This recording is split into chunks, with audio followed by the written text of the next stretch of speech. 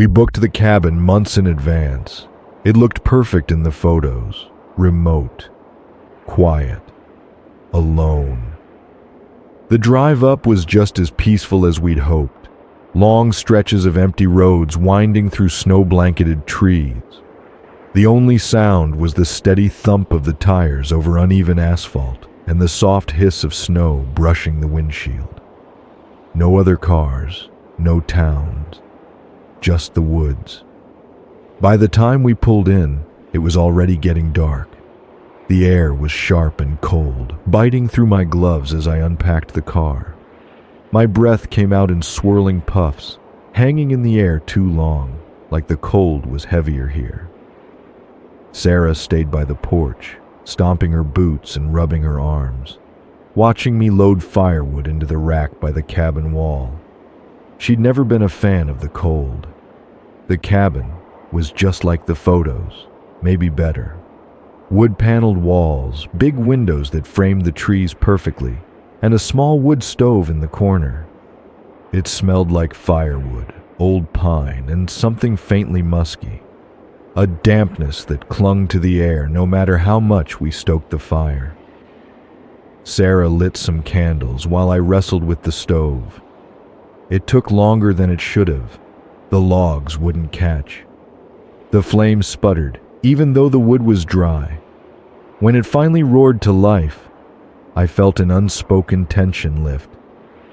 That night, we sat by the fire drinking wine, letting the warmth sink into us. Outside, snow drifted past the big windows, catching the glow of the porch light. We didn't say much. We didn't need to. I remember thinking, this is it. This is exactly what I needed. It wasn't. The next morning, I went outside to get more firewood. The air smelled clean, sharp with the promise of snow. My boots crunched on the fresh layer that had fallen overnight. I stacked a few logs in my arms and was just about to head back inside when I saw him. A man walking up the path. He wasn't close, not yet. Maybe 40 or 50 feet away, just emerging from the tree line. He raised one hand in a lazy wave. I felt my chest tighten. "Hey there!" he called out. His voice carried easily over the stillness. "You must be John, right?" I froze for a second, arms still full of firewood. How does he know my name? "Yeah," I said slowly, glancing over my shoulder at the cabin door. Sarah was inside, making breakfast. The faint smell of coffee drifted out into the cold. The man walked closer, boots crunching over the snow. He had on a thick coat, jeans, and a knit beanie pulled low over his ears. His smile stretched wide. Too wide. It didn't shift when he stopped at the bottom of the porch steps. "Ah, I'm Matt," he said, holding out a hand. "Ellen's brother. She said you guys would be up here this week. Figured I'd swing by, see if you needed anything." His hand stayed outstretched, waiting. Ellen was the Airbnb host. She'd been friendly on the app, quick to answer questions about firewood and Wi-Fi. But she never mentioned a brother.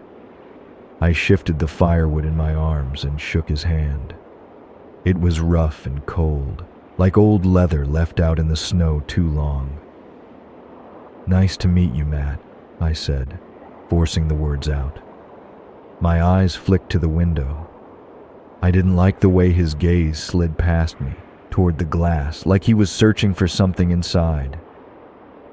"Cool, cool," he said, hands sliding back into his coat pockets. "Y'all should be fine, but just so you know, that front door latch sticks sometimes. Gotta lift it a bit when you lock it, or it won't catch." I stared at him. How would he know that? I'd opened and closed the door a dozen times since we got here, and it never stuck once. "Appreciate it," I said, keeping my voice steady. My eyes stayed on him a little longer than they should have. Long enough to make it clear. He didn't seem to notice. Just flashed that same too wide smile and gave me a lazy salute, as he turned to walk back the way he came. I watched him all the way down the path until he disappeared into the trees. I went back inside, locked the door, and checked the latch. It didn't stick.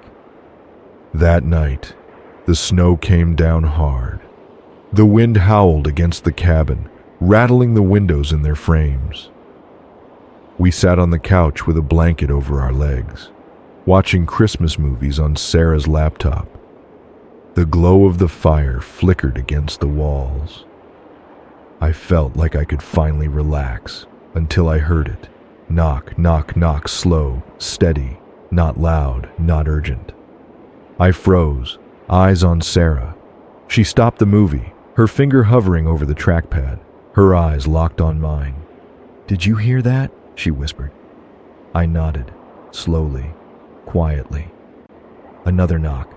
Knock, knock, knock, knock. I stood, heart thudding hard in my chest. My fingers hovered over the lock as I leaned forward, peeking through the window next to the door. The glow of the porch light flickered softly, catching the snow as it swirled. He was there.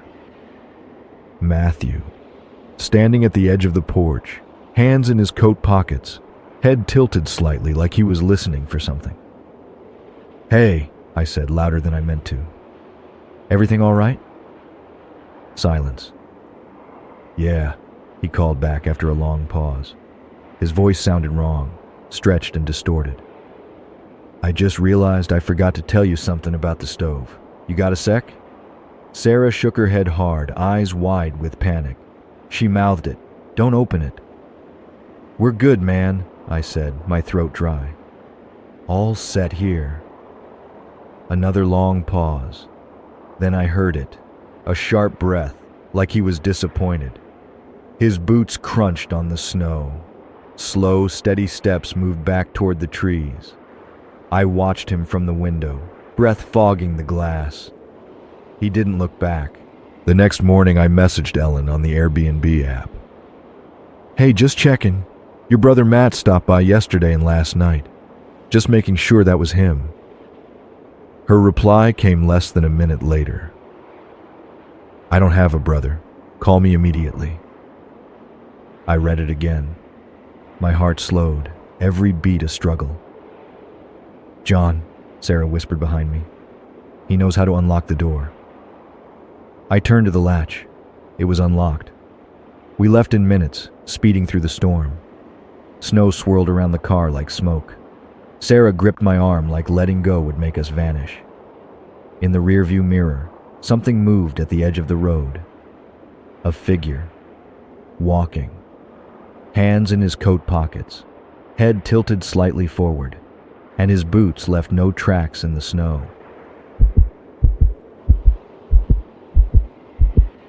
I never thought Christmas Eve would be the night my life changed forever. It was supposed to be simple. A quick stop at the gas station to fill up before we hit the last stretch of road back to my parents' house. I'd promised my son Ethan we'd spend Christmas morning with Grandma and Grandpa this year. And for once, I was going to keep that promise. It was just after 11 p.m. when I pulled into the dimly lit station. It was one of those old run-down places with a flickering neon open sign and a single car parked on the far side of the lot. The world felt too quiet. The kind of quiet that makes you hyper-aware of every little sound. The buzz of the overhead lights, the distant whoosh of cars on the highway, the soft snuffling of Ethan asleep in the back seat. He was still bundled up in his little red puffer jacket, his head tilted to the side, lips slightly parted. Peaceful. For a moment, I thought about skipping the stop. The gas gauge hovered just above E, but I figured we could make it. Then my anxiety kicked in. What if you get stranded on the interstate? I sighed, knowing I'd rather be safe than sorry. I pulled up to the pump and left the car running. I know, rookie mistake. but it was freezing, and I didn't want Ethan to wake up shivering. I double-checked the locks like I always do, tapping the key fob twice. The click-click echoed in the stillness. Locked. I stepped out and slid my card into the reader. My breath came in little clouds. It was so cold my fingers stung as I tapped the screen. The reader was slow, the kind that makes you wait just long enough to notice. I bent down, squinting at the screen as it processed my card. That's when I heard it. Click. It wasn't the lock this time. It was the door. I knew that sound. I knew it in my bones. My heart lurched into my throat so fast it hurt. I spun around just in time to see him, hands already gripping the driver's side door. He moved fast, too fast, like he'd done this 100 times before. Hoodie pulled tight over his head, jeans sagging, face half hidden under the brim of a black baseball cap. He didn't look at me, not at first. But when he slid into the driver's seat, he glanced up, just for a second, just long enough for me to see his eyes. They were wrong, cold, hollow, like the lights were on but no one was home. He stared at me like I wasn't a person, just an obstacle. "Hey!" I screamed, dropping the gas nozzle. I ran at the car, bare hands slapping against the driver's side window. "Get away from my car! My son is in there!" He didn't flinch. His face didn't move at all. He yanked the gear shift into drive, foot already stomping the gas. The tires screeched, and I heard Ethan's muffled, sleepy little from the back seat. My breath froze in my chest. "No, no! Ethan!" I ran after them, bare feet slapping the pavement. When did I lose my shoes? My legs churning so hard it felt like they might snap. I chased them, arms outstretched like I could reach through the air and drag the car back. The taillights glowed red in the distance, getting smaller, shrinking, fading. Then they were gone. I stopped running. My legs just gave out. My knees hit the pavement with a crack, but I didn't feel it. Didn't feel anything except the hollow, gaping space where my son had been. I sucked in one shuddering breath, then another. But it wasn't air I needed. It was Ethan. My Ethan. "My baby," I gasped, my voice shredded and raw. My baby was gone. I don't know how long I sat there, barefoot, shaking, with tears burning down my face. People talk about fight or flight, but nobody warns you about the freeze. The part where your mind just locks up because the world has gone so far off script, you can't comprehend it. Then I heard footsteps. "Ma'am?" It was a man's voice, cautious but close. "Ma'am, are you okay?" I twisted around, heart still thudding like a war drum. It was the guy from the other parked car. Scruffy beard, flannel jacket, hands raised like I was a wild animal that might bite. "That man!" I gasped, chest heaving. "He took my car! My son is in there!" His face shifted from confusion to horror. Oh, Jesus. He dug his phone out of his pocket, fingers fumbling as he unlocked it. "I'm calling 911. Stay right here, okay? Don't move." Where was I supposed to go? The police came fast, but not fast enough. Blue and red lights strobed across the gas station, turning the world into a nightmare kaleidoscope. A female officer crouched beside me, one hand on my shoulder. Her name tag said, Keller. "We're issuing an Amber Alert," she said, her voice steady but firm.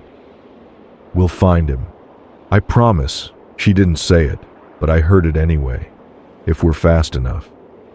The car was found at 4:26 a.m., abandoned, parked on the shoulder of a 2-lane road, engine off, doors locked. Ethan's car seat was still there. His blue blanket, the one he dragged around like a second skin, was crumpled on the seat. But Ethan was gone. Detective Salinas showed up just after dawn, Sharp gray suit, leather gloves, eyes like she'd seen too many nights like this. No small talk. She didn't need it. "Anyone who'd want to hurt you?" she asked, as if she already knew the answer. "No," I said, wiping my face on my sleeve. "I'm a single mom. I don't have enemies." Selena's tilted her head, chewing that over. "You notice anyone following you earlier? At a gas station? A store?" I blinked hard, my mind foggy from exhaustion and grief. "Number, I don't think so." Her pen scratched against her notebook. She glanced at the road like she could see the man driving away. "These guys usually ditch the car once they know it's hot," she muttered. She caught herself and softened her tone. "We'll keep looking." She didn't look at me when she said it. It's been 2 years since that night. Every Christmas Eve, I sit by the window, eyes locked on the road. I wait. I wait like it's a game of chicken, and if I stare long enough, I'll win. I wait for the glow of red taillights that never come. People tell me to move on or focus on healing, but healing means accepting. And I can't do that. Not yet.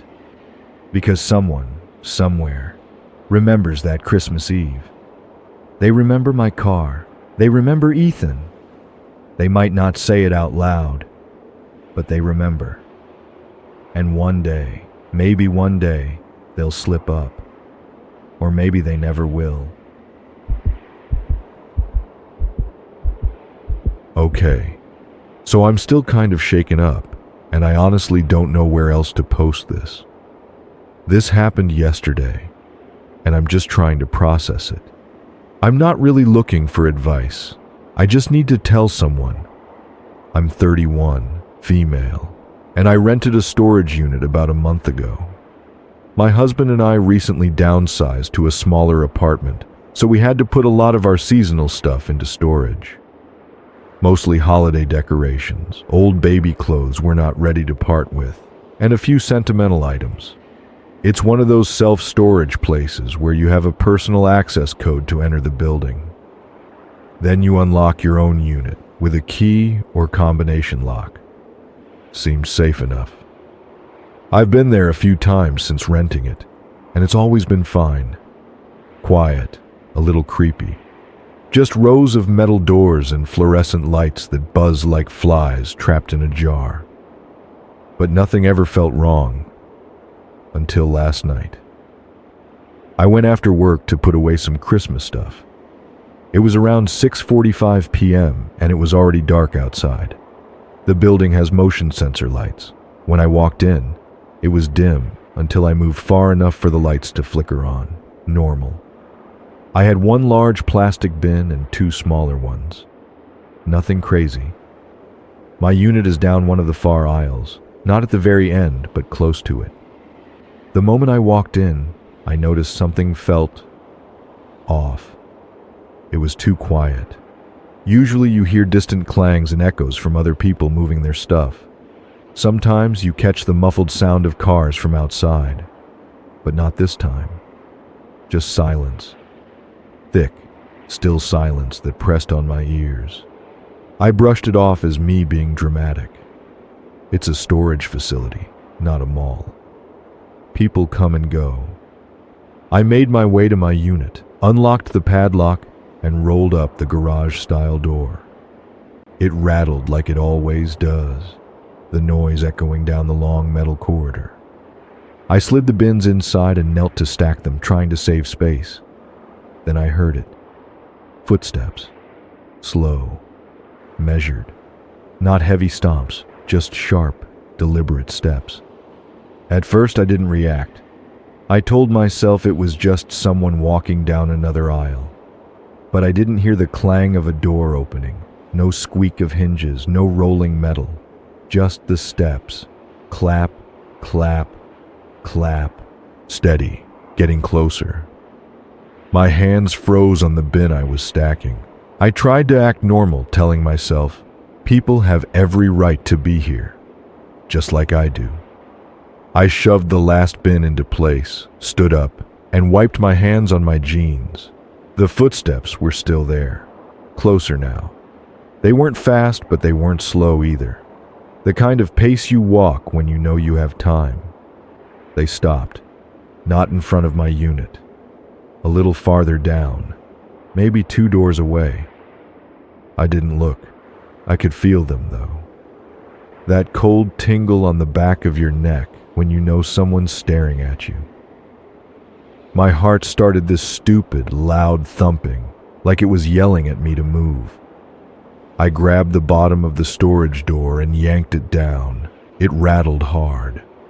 The second it slammed shut, rushing footsteps.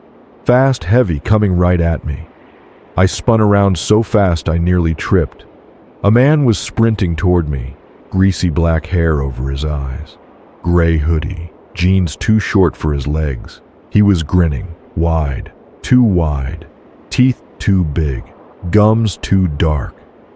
I threw myself against the storage door, pressing all my weight into it. My fingers fumbled with the padlock. He was there, right there, and I could hear his breath coming fast and sharp through the slats. His hand slammed the metal. Bang!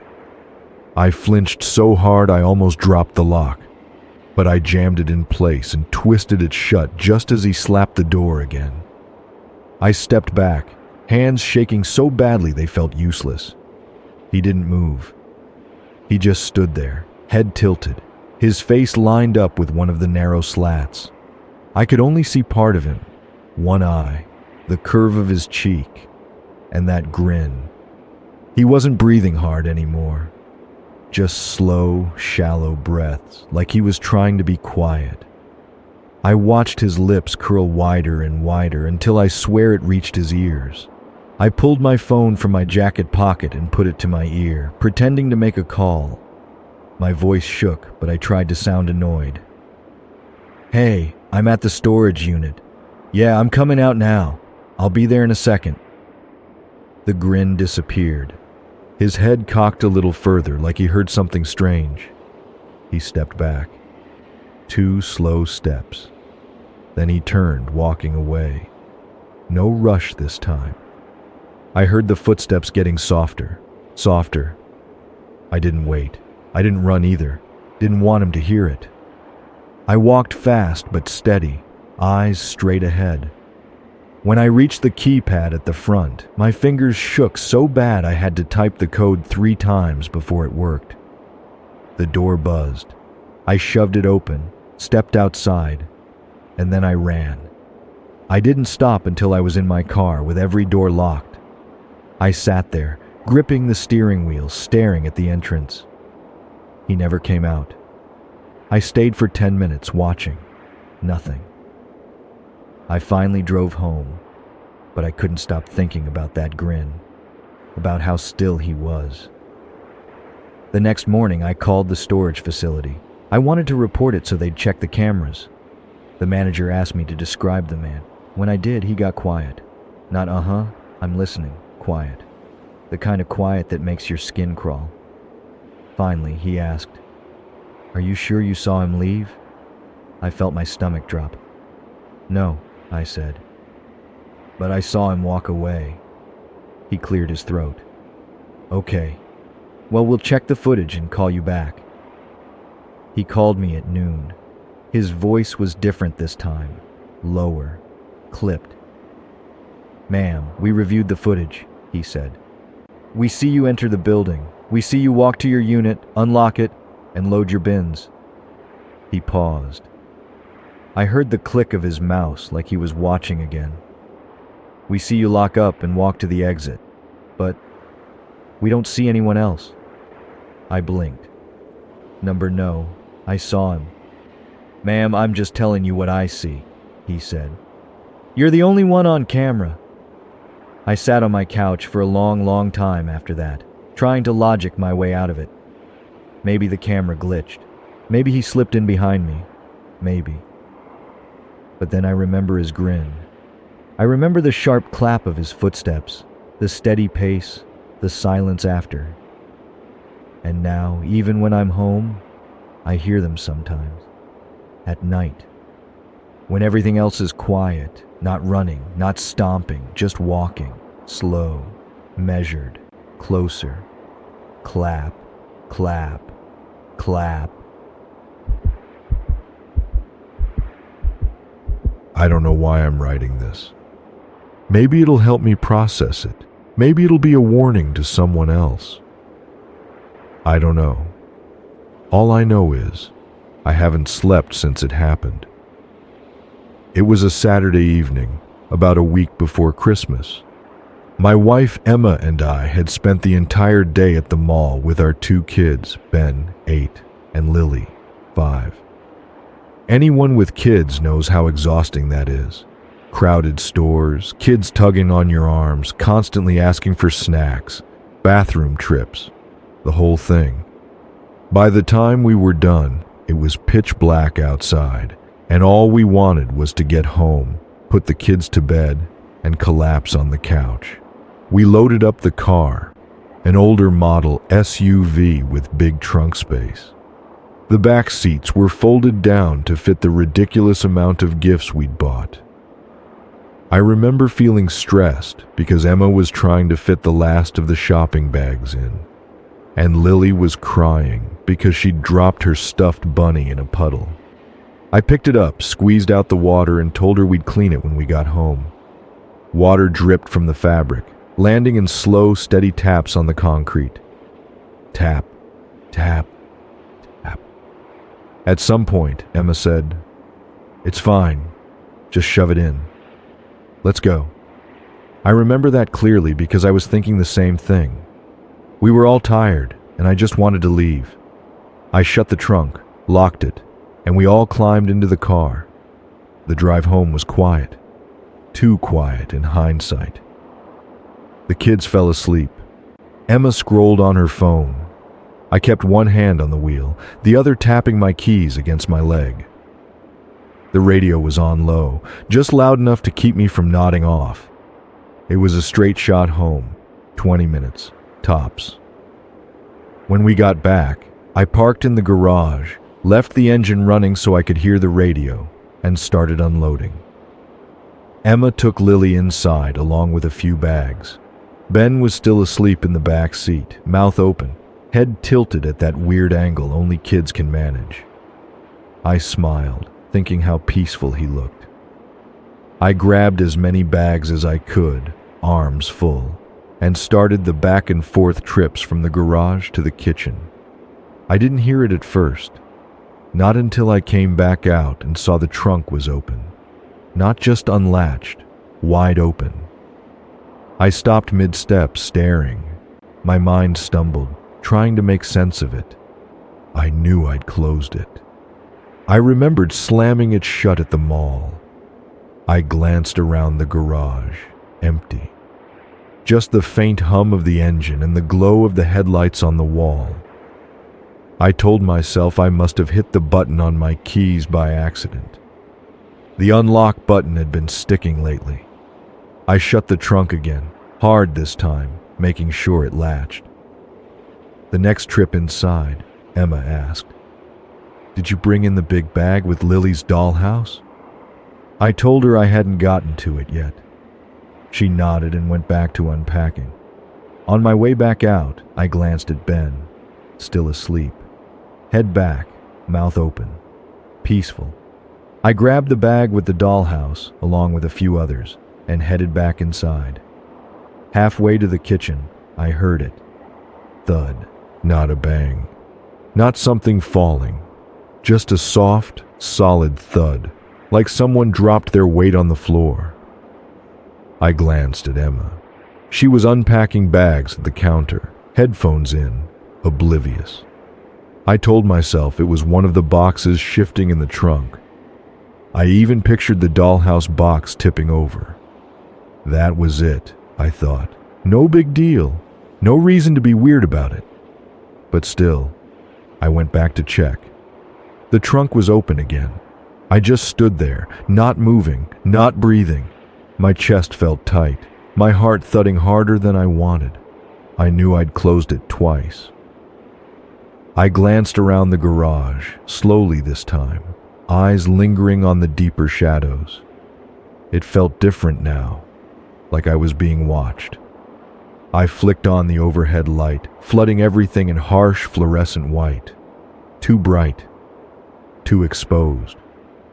I walked toward the trunk, each step heavier than the last.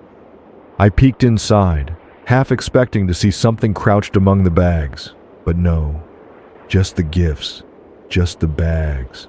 Nothing looked disturbed except one sporting goods bag tipped on its side. I was sure I hadn't left it that way. I stared, listening, scanning.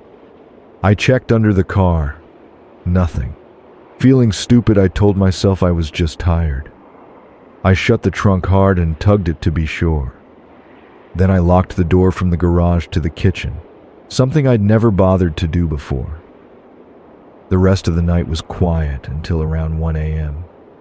Emma was in bed. I was half asleep on the couch, TV low, the house dark and still. For the first time all day, it felt quiet. Then I heard it. Clunk. Not a loud bang, not a creak, sharp and deliberate from the garage. I sat up, heart thumping. It wasn't outside, it was inside. I grabbed my phone, turned on the flashlight, and headed toward the garage door. Each step felt slower, like walking through water. I pressed my ear to the door. Silence. Not normal silence, heavy silence, like something holding its breath. My heart pounded. I turned the lock slowly. Click. Movement, a subtle shift of weight on the other side.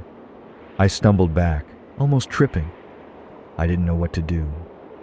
Emma and the kids were upstairs. I dialed 911. "I think someone's in my garage," I said, voice shaking.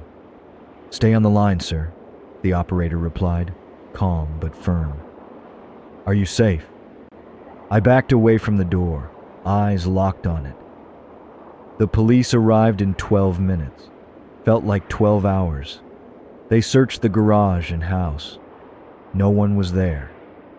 But they found footprints. Bare, dirty footprints starting at the back of the car, circling once, then stopping at the door to the house. He'd been in the car. With us. They never caught him. The officer said it happens more often than people think. Sometimes they just want shelter. Sometimes more. I bought cameras, reinforced the door. I check the trunk every time now. Still, late at night, I hear soft thuds in the garage, that same soft shift of weight. I tell myself it's nothing. I check my phone, my cameras, but I never check the door. Not anymore. I never thought I'd have a story for this subreddit, but here I am, still shaken as I type this. I'm posting from a hotel room because there's no way I'm going back to that cabin, not even to get my stuff. Here's how it started. About a month ago, my friends and I decided to rent a cabin in the woods for Christmas. We wanted that cozy, off-the-grid vibe with snow, hot cocoa, and a wood-burning fireplace. Just us, a few board games, and some good food. It sounded perfect. We found a listing on a smaller vacation rental site, not Airbnb, but a similar one, and the place looked incredible in the pictures. Rustic, but clean. It had 5-star reviews, and the host, let's call him Dave, had been nothing but friendly in the messages. He even offered us an early check-in, which we happily accepted. We got there around 3 p.m. It was already getting dark because it was winter. The cabin was everything the pictures promised.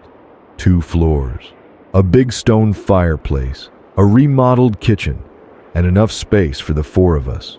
Me, my girlfriend Sarah, my buddy Jake, and his girlfriend Emily. We brought groceries, booze, and a stack of DVDs. We were set. The first weird thing happened while we were unpacking. Jake went to check the basement because the listing mentioned a game room down there. Less than a minute later, he came back up with a weird look on his face.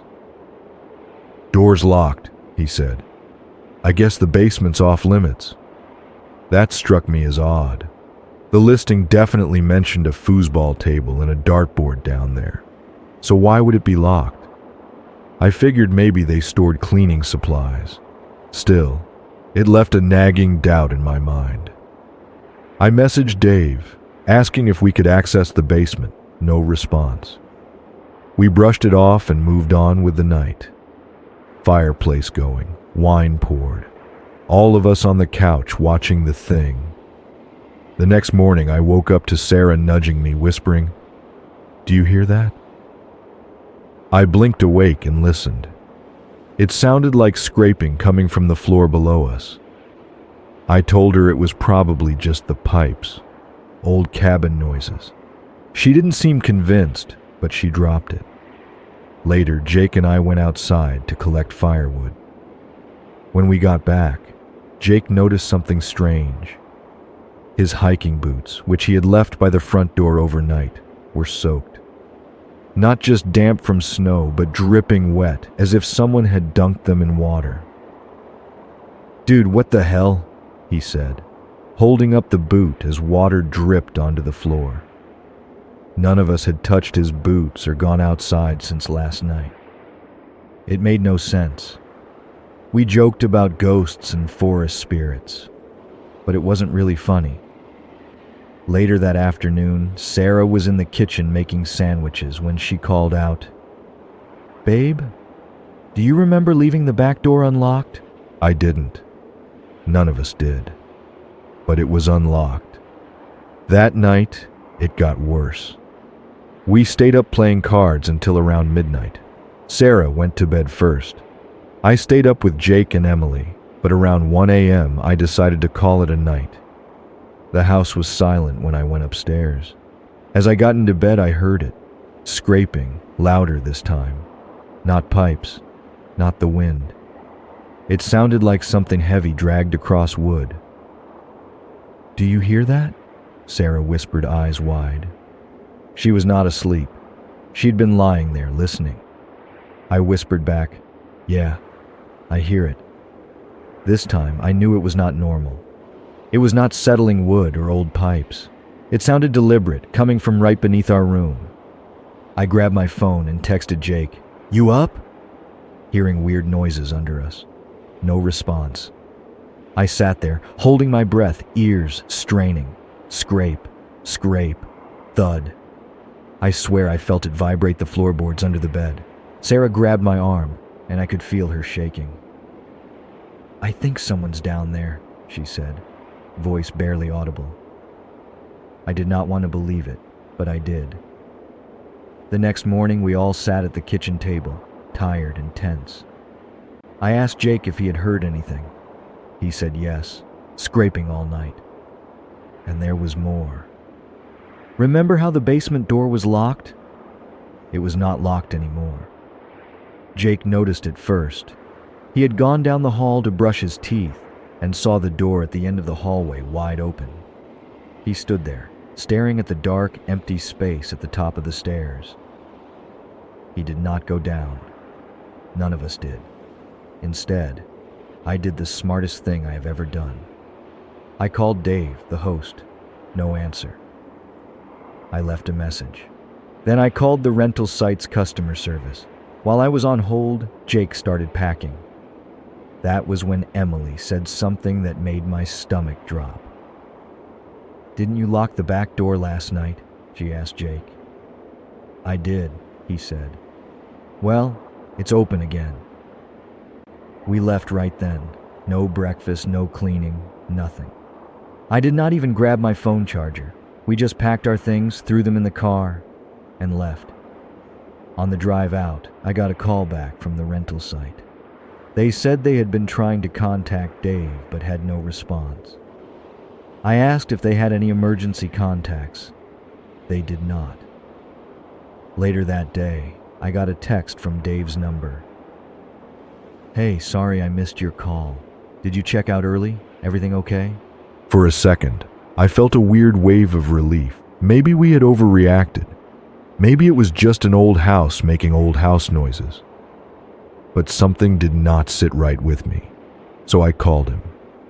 This time, he answered. "Hey, yeah, sorry about that," he said, casual as ever. "You guys good?" I told him about the noises, the basement door, and how we had left early because it freaked us out. He was quiet for a second, then said, "Huh, that's strange. Nobody's supposed to be in the basement." My heart stopped. "Yeah," I said, swallowing hard, "but it wasn't locked this morning." Silence. Long silence. "It should be," he said slowly, like he was piecing something together. "I padlocked it before you arrived." I hung up and blocked his number. To this day, I have no idea who was in that basement, but someone was, and whoever it was, they had a key.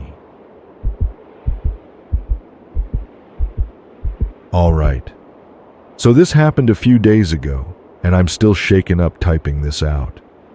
I'm not one to post on Reddit, but I need to get this off my chest and remind others to trust their gut, even if it feels like paranoia. It was December 9th. I had just finished work and decided to stop by a local Christmas tree lot to pick one out for my apartment. I live alone in a quiet suburb, and I was starting to feel the holiday spirit. The lot was a small, family-run place in the parking lot of an old hardware store. They had string lights overhead, the air smelled like fresh pine, and a few families were browsing with their kids. I wandered around looking for the right tree. It was chilly, but not freezing, so I wore my coat and gloves, enjoying the crisp air. Then I noticed him. He was standing near the back of the lot where taller trees leaned against a fence. He wore a gray hoodie under a black coat, hands in his pockets. I would not have paid attention if not for one thing. He was not looking at the trees. He was looking at me. I told myself people zone out sometimes. Maybe he was waiting for someone. Still, I moved to another row, putting distance between us. Out of the corner of my eye, I saw him shift too. He was not walking or browsing, just adjusting so he could still see me. I tried to ignore it and focus on finding a tree. I found a nice 6-footer with a good shape. A worker in his 50s with a beard came over and helped me carry it to the checkout. "Good pick," he said, grunting as he lifted it. "Everyone's been eyeing this one." I glanced back toward the fence, and the man in the hoodie was gone. I should have felt relieved, but I didn't. My chest felt tight, that subtle alarm bell feeling.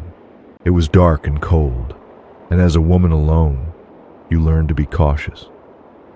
I tipped the worker, thanked him, and got in my car. It was about a 15-minute drive home. The route was simple, a couple of main roads and a few turns. I pulled out, turned onto the main street, and turned on the radio. A few minutes in, I noticed headlights behind me. At first, it meant nothing. People drive at night, but every time I changed lanes, the car behind me did too. Left turn, they turned. Right turn, they followed. I felt that creeping unease crawl up my spine. I told myself it was nothing, just someone going the same way. To test it, I took a random right turn down a side street I never use. The headlights followed. My heart thudded in my chest. I knew better than to go straight home, so I did what my mom always taught me. I drove to a well-lit public area. I pulled into a Walgreens parking lot and parked right in front of the entrance, where security cameras could see me. The black sedan rolled slowly past, not speeding, not parking, just rolling by. I watched from the corner of my eye, pretending to scroll on my phone. It looked like an ordinary car, no special features. It passed the lot's exit and did not return. I waited 10 minutes, no sign of it. My hands stopped shaking. "See?" I said to myself. "Paranoid." I drove home slowly and carefully, checking my rearview mirror every few seconds. I did not see the black sedan again. At my apartment complex, I parked near the front entrance instead of the back lot. I sat for a moment, scanning the area. No strange cars, no one lurking. All clear. I brought the tree inside, piece by piece, up to my second-floor unit. It took a few trips. Each time I walked up, I glanced over the railing, checking the parking lot. Nothing. Just porch lights and the glow of a TV in someone's window. Once the tree was inside, I locked the deadbolt twice. After a quick dinner, I set up the tree in the living room corner. The TV was on for background noise. I hummed along to a Christmas commercial while fluffing the branches. For the first time that night, I relaxed. Then came the knock. 3 sharp, deliberate knocks. Knock, knock, knock. I froze. Not loud, not frantic. Controlled and precise. My heart rose to my throat. I expected no one, no deliveries, no friendly neighbors. I moved slowly to the door, keeping quiet. I pressed my eye to the peephole. No one was there. No package either. I stood still, listening. No footsteps, no movement, no sound. Too quiet. I did not open the door. I did not even breathe. Minutes passed. Finally, I backed away from the door, slow and silent, until I was back in the living room. "Wrong door," I whispered. That's all it was. I did not believe it. 5 minutes later, my phone buzzed on the coffee table. The vibration startled me, and I almost knocked over the string of lights in my lap. Heart pounding, I picked up my phone. One new message. No contact name. No number I recognized. The message said, "Nice tree."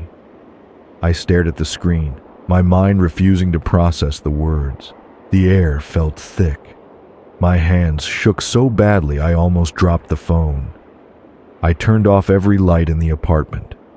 I crouched by the window, peeking through the curtain's edge. The parking lot below was empty. No black sedan, no gray hoodie, no one. I did not sleep that night. The next morning I called the police. They said they would keep an eye out, but I could tell they did not take it seriously. No crime had been committed, but I knew what I felt. For days I watched every car in the lot. I took longer routes home. I never saw the black sedan again. No more texts, no more knocks. Still, some nights I hear knocking in the hall outside my door. 3 sharp knocks. Knock, knock, knock. I tell myself it is just a neighbor. People knock on doors. That is normal. I do not answer anymore. The tree is still in the corner, half strung with lights. I have not finished decorating it. I have not touched it in days. Sometimes I find myself staring at it for too long. I'm not sure why. Maybe I'm waiting for something. Or maybe something is waiting for me. All right. I am not sure where to start, but I need to get this out of my head. This happened last night, and I have not slept since. Every time I close my eyes, I hear that guy's voice. I work at a mid-sized marketing firm. The office is pretty standard. Open floor plan, glass-walled conference rooms, and that dull gray-beige look every corporate space has. Last night was our annual holiday party. It was supposed to be casual, but they went all out. Catered food, an open bar, and one of the managers even hired a DJ. The party was fun at first. People loosened up. Even some uptight managers danced. I stayed longer than planned because it felt good to see everyone act like real people. I am not big on drinking, but I had a couple of beers and chatted with coworkers I barely know outside Slack. By around 11:45 p.m., most people were gone. I noticed because the music got quieter, and the room had that hollow echo you get when too few people are left. Maybe 5 or 6 of us remained, talking and eating the last finger foods. Sarah, a co-worker I am friendly with, said she would call a rideshare soon. I took that as my cue to leave. I grabbed my coat, waved goodbye, and headed for the main exit. The front door would not open. It is a big glass door with a push bar. I pressed. Nothing. Tried again. Still nothing. I looked for a release button or keypad, but saw nothing. I thought maybe they locked it early. It has happened before. Usually you can leave through the side door by the break room. I went there, but it was locked too. Now I felt confused. No reason both doors should be locked unless someone wanted to keep people out or in. I pulled out my phone to text Sarah, but decided to just walk back and ask if anyone else had trouble. When I returned, the conference room was empty. The music still played, but everyone was gone. There were half-empty drinks on the tables, crumpled napkins, and someone's coat draped over a chair, like they had just stepped away. Greg's chair was slowly spinning, as if he had just gotten up. I noticed his plate of mini pretzels and froze. I remembered watching him eat them, but now the plate was full. "Hello? Sarah?" I called, half expecting them to jump out and laugh at me. Nothing. It felt too quiet. I heard the buzz of fluorescent lights and the distant hum of HVAC. I went back to the main lobby, thinking maybe they all went downstairs. It felt like I missed something, like everyone knew something I did not. I checked the front door again, still locked. Then I noticed something new. The security desk, usually manned 24/7, was empty. There is always a guard named Mike. He scrolls through his phone and hums old R&B songs. But now he was gone. The monitors were on, cycling through camera feeds, but no Mike. I leaned over the desk. "Hey, Mike? You here, man?" No answer. I tapped the desk bell. Ding, ding. Nothing. I looked at the security feeds. One showed the main entrance. It showed me standing there. Not just now. It was me from about 10 minutes ago, wearing the same coat and backpack, doing the same confused shrug at the door.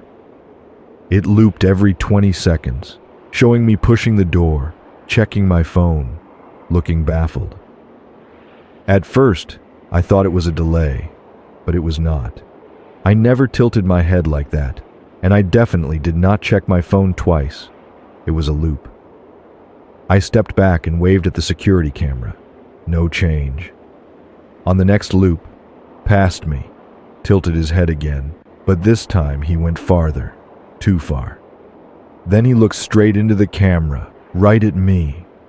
I stumbled back, heart pounding. I was not thinking clearly. I just wanted out. I tried the main exit again, pulling hard with both hands. Nothing. I tried the emergency exit. Locked. I went to the stairwell, but a metal gate blocked it, like in a mall after hours. I pulled out my phone and called Sarah. It rang twice before she picked up. "Hey, where'd you go?" I asked, trying to sound casual. "Huh?" she said. She sounded sleepy. "Sarah, it's me. Did you leave already? I thought you were still here." No, dude. I left like 20 minutes ago." "What? I just saw you. You were with Greg and Lisa by the window." She was quiet for a second. "No, I left after you said goodbye. I literally watched you leave before me." That hit me like a punch to the chest. I spun around looking behind me. "That's not possible," I said. "I'm still here. The doors are locked. I can't get out." "Did you try the side exit by the break room?" "Yes, Sarah. It's locked. Everything's locked." "Well, go talk to Mike then. He's probably just not paying attention." "Mike's not here." Another pause. "Mike's always there," she said slowly. Footsteps, not mine. They were heavy, uneven, like someone walking in work boots. Slow, deliberate. The kind of slow that knows it will find you. I held my breath. The footsteps stopped behind me. The silence felt heavy, like something hovered just above my shoulder. I didn't turn around. I didn't want to see it. The voice came from right behind me, too close, dry and scratchy like dead leaves on concrete. I didn't see you come in. I spun so fast I nearly fell, my heart pounding. No one was there, but I knew he was. I ran. I did not care where. I ran until I heard the emergency lock release click. The front door swung open, and I kept running until I reached the parking lot. I called Sarah, trying to steady my breathing. She asked if I was okay. I told her I would explain later. I am supposed to go back to work on Monday. I do not think I will. The thing that scares me most is not the security footage, not the footsteps. It is that voice. I didn't see you come in. I have been thinking about that all night. He wasn't talking about me. I don't know if I am overreacting or if I need to call the police, but I cannot shake the feeling that something very wrong is happening. I am not easily spooked, and I am usually the "it's probably nothing" type. But this feels different. It started 2 nights ago. I was on the couch, half watching a Netflix documentary and scrolling on my phone. I remember checking the clock at 11:58 p.m. and thinking about going to bed soon. 2 minutes later, there was a knock at the front door. Not loud, not frantic, just a solid, deliberate knock, knock, knock. I live alone at the end of a dead-end street. No random visitors, no foot traffic, especially not at midnight. For a moment, I thought maybe a neighbor needed something, but that did not make sense. I muted the TV and listened. No voices, no footsteps. I was not about to open the door without knowing who it was, so I got up and looked through the peephole. Nothing. The porch light was on, a weak yellow glow, and I could see everything clearly. Nobody there, no movement. I waited a few seconds for another knock, but silence remained. Finally, I unlatched the chain and opened the door slightly. "Hello?" I called. Nothing. I opened it fully and stepped outside. The air was cold and the street was quiet. No fading footsteps, no cars, just stillness. On my welcome mat, I saw a plain white envelope, centered perfectly. I looked up and down the street again. Empty. I picked up the envelope and felt uneasy. It was light, probably one sheet of paper inside. I stepped back in, closed the door and bolted both locks, double-checking them. At the kitchen counter, I tore the envelope open. Inside was a single sheet of paper. Written in thick black marker were 2 words staring back at me. Almost time. My stomach dropped like I had been punched. I stared at the note, flipping it over, but there was nothing else. Just those 2 words. I tried to rationalize it. A prank, maybe. Some kids messing around. I thought about checking my doorbell camera, but it had been broken for weeks. Stupid, I know. I tossed the note on the counter and stayed up too late, jumping at every noise. Eventually, I fell asleep with the lights on. The next night, I told myself I would not let it get to me. I went to bed early, turned off the TV, and at 11:55 p.m. I locked every door and window. I turned off the lights and climbed into bed with my phone, just scrolling until I checked the time. 11:59 p.m. My chest tightened. I watched the clock, waiting for it to change, feeling like I was waiting for a punch. I told myself not to be stupid.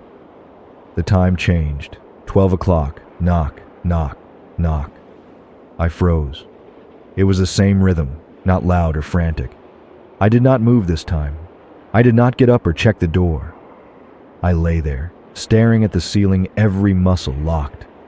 I listened for footsteps, whispers, or creaks, but nothing came. No more knocking, no footsteps leaving, just silence. Minutes passed. I do not know how many. Eventually, I slid out of bed, my heart pounding. I crept down the hall, silent, without turning on any lights. I did not want to be seen. At the front door, I did not open it or look through the peephole. I flicked on the porch light and crouched down, trying to see under the door. I could see the welcome mat, lit by the porch light. Something was off. The mat was not flat. It had marks on it, pale streaks, as if someone had been pacing back and forth. My throat went dry. I crouched lower, tilting my head to see past the mat. Darkness. Then something moved, blocking the porch light for a second. I stumbled back, catching myself with my hands. My heart hammered. I stood, grabbing a heavy glass candle holder as a weapon. I stared at the door, eyes on the line of light under it. The light was gone. No footsteps, no sound at all. But someone was standing there on the other side, blocking the light.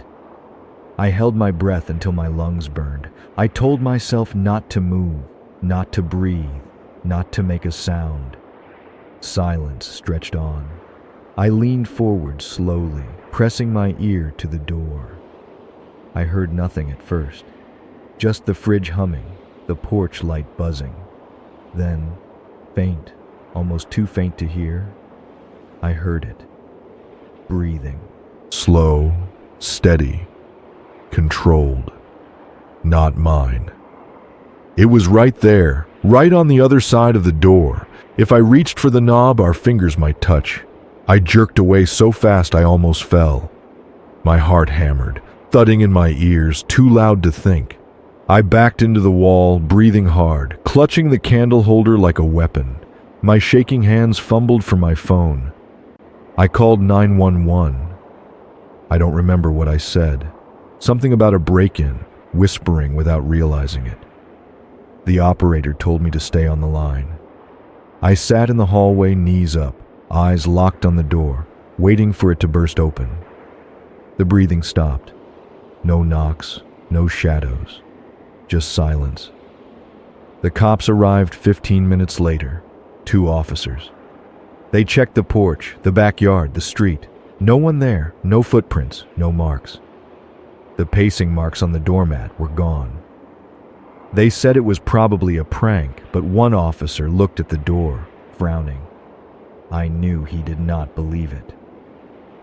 "Get that doorbell fixed," he said. After they left, I stayed in the living room, every light on, heart still pounding. I did not sleep. Every creak, every gust of wind made me flinch.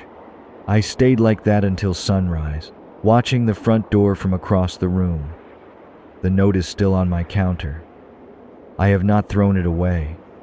Maybe if I keep it, I can stay ahead of this somehow. I do not know what I am dealing with. But if it happens again tonight, I will not open the door. Not for anyone. Not even if they knock. Not even if they know my name. I live in a small town where nothing happens. One of those places where everything closes by 9 p.m. And if you see someone walking at night, you assume they are just heading home. No one loiters. No one lingers. It snowed hard yesterday. That big fluffy kind of snow that looks pretty but makes walking a pain. By 9:30 p.m., I realized I was out of milk. I did not want to go, but I had been putting it off for days, and if I did not do it now, I would have dry cereal in the morning. So I put on my coat, gloves, and beanie, popped in my earbuds, and made the quick trip to the convenience store a few blocks away. The store was dead. Just me and the cashier, Jared, the guy who always wears a Guns N' Roses hoodie. I grabbed milk, some chips, paid, and left. No big deal. The walk back was even quieter. Snow muffles everything. I could hear the crunch of my boots and my breath in puffs, but not much else.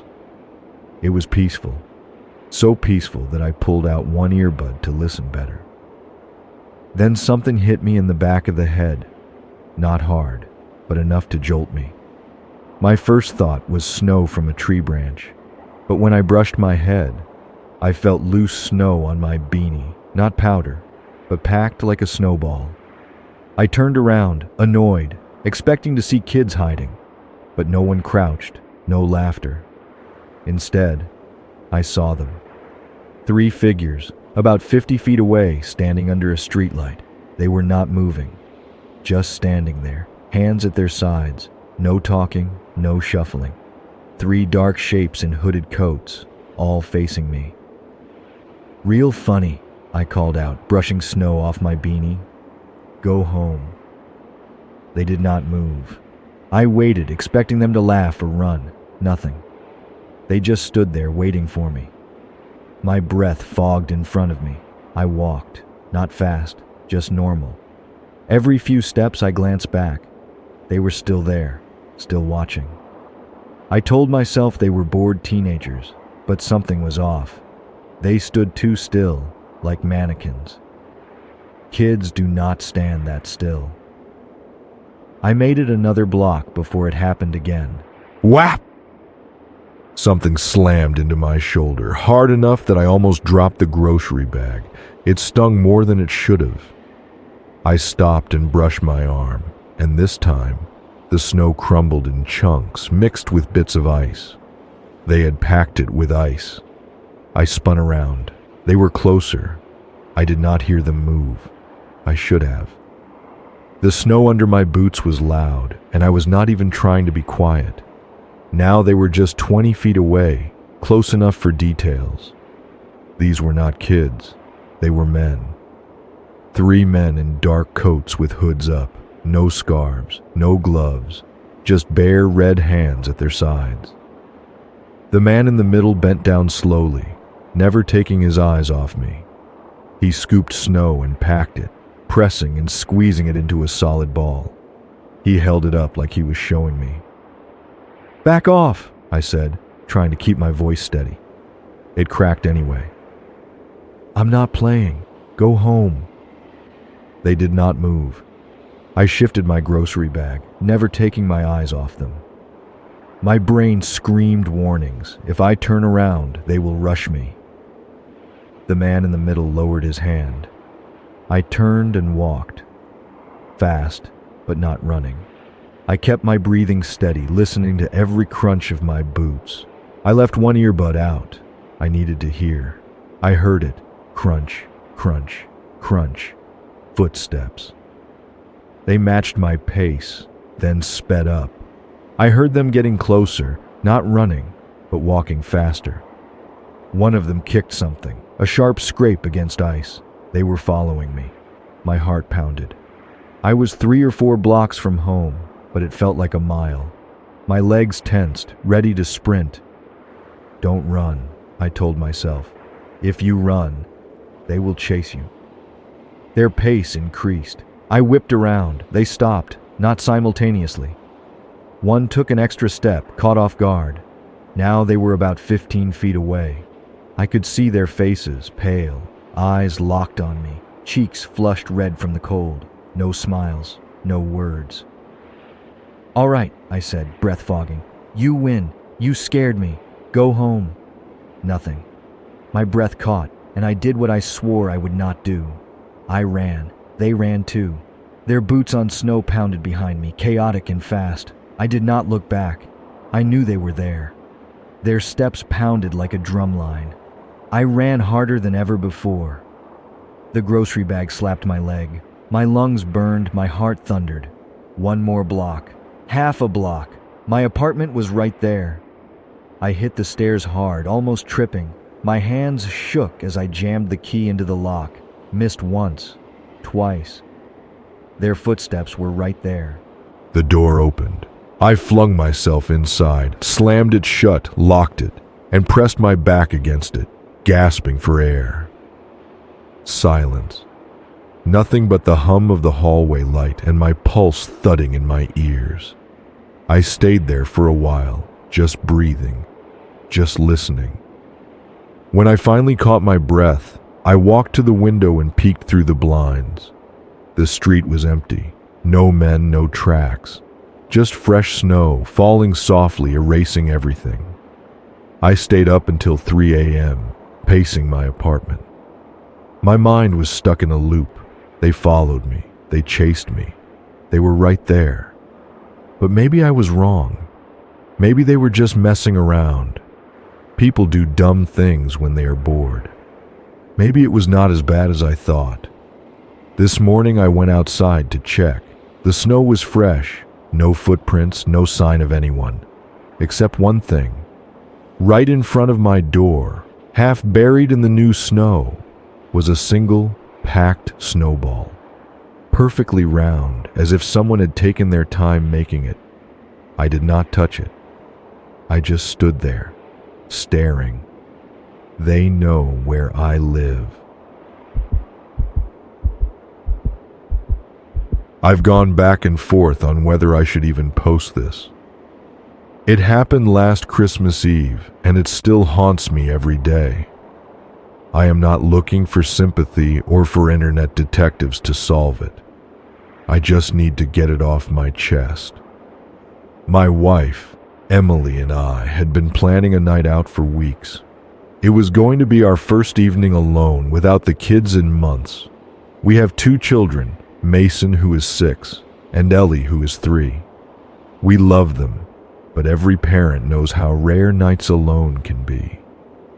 We hired a babysitter named Kayla. She was 19, recommended by one of Emily's co-workers. She had good references, seemed responsible, and had babysat for other families. She visited a few days earlier to meet the kids, and they liked her immediately. She was soft-spoken but friendly, always smiling. Emily said she seemed like the kind of girl you would trust with anything. I agreed. On Christmas Eve, we left around 7 p.m. Kayla arrived 10 minutes early, wearing a light gray coat and a pink knit beanie. She had her phone in one hand and a bag of snacks in the other. We gave her the rundown. Bedtime at 8:30. No scary movies. Emergency numbers on the fridge. Simple. Before we left, I saw her in the living room with the kids, laughing as Mason showed her his toy robot. Everything seemed fine. We returned around midnight. It was unusually quiet, but I thought the kids were asleep and Kayla might be dozing on the couch. Yet the silence felt off, the kind of quiet where you hear your own breathing. I called, "Kayla? We're home." No answer. Emily checked the living room. Empty. No Kayla. I went upstairs to check the kids. Ellie was asleep in her bed, blanket pulled up like she was hiding. I felt brief relief. But Mason's bed was empty. I told myself he was probably in the bathroom. Kids wake up and wander. But after a few minutes of searching, panic set in. I checked under the bed, the closet, the bathroom. Nothing. "Mason?" I called, my voice higher than I wanted. I ran down the hall, checking every room, our bedroom, laundry room, anywhere a child could hide. All empty. My breathing got faster, heart pounding. "Mason?" Emily was already on the phone with 911, her voice cracking with every word. I ran downstairs and checked the kitchen, the garage, even the backyard, my breath fogging in the cold night air. Every second felt like sinking deeper into quicksand. Then I noticed the front door. It was closed but unlocked. I know I locked it before we left. I remember turning the deadbolt myself. The police arrived fast, maybe 10 minutes later, but it felt like an hour. 3 officers came in. One checked the house while the other 2 asked us questions. "Did Kayla mention anyone coming over? Friends, boyfriend, anyone?" No. I could barely speak. My mind was trying to make sense of this. Did you notice any unusual cars outside when you got home? Number no cars, no people, just quiet. One officer stayed to ask more questions, while the others canvassed the neighborhood. Emily cried on the couch, holding Ellie, who was half asleep and whimpering, scared and confused. I could not sit still. I paced, checking the lock on the front door over and over, as if it would suddenly explain everything. At 2:30 a.m., there was a knock on the door. An officer stood there with a clear evidence bag holding a phone. "Does this look familiar?" he asked. It did. An iPhone in a pink glitter case. Kayla's phone. They found it 2 blocks away next to her gray coat. No blood, no sign of a struggle, just gone. The next 24 hours were a nightmare. Detectives came, neighbors were questioned, a search dog was brought in. The dog tracked a scent for half a block, then stopped in the street, circling as if confused. No witnesses, no camera footage from nearby houses. Mason's face was on the news by noon. Our yard became a circus of reporters. Days turned into weeks. Christmas passed like a bad dream. The police had no leads, no suspects, no evidence. They ruled out Kayla as a suspect. Her phone, bank accounts, and social media were normal. No sign she planned to vanish. But she did. And she took Mason with her. I replay it in my head every night. I see Mason at the edge of the woods, staring, face pale, eyes too big. I wake up gasping for air. Here is the part that keeps me awake. A week after it happened, I scrolled through our doorbell camera footage. We only have that one camera. Most of it was just us leaving at 7 p.m., then the police arriving later. But at 8:42 p.m., there was a clip. It shows Kayla on the porch pacing back and forth. She wears a hoodie now, no coat. She looks down at her phone, glances at the street as if waiting for someone.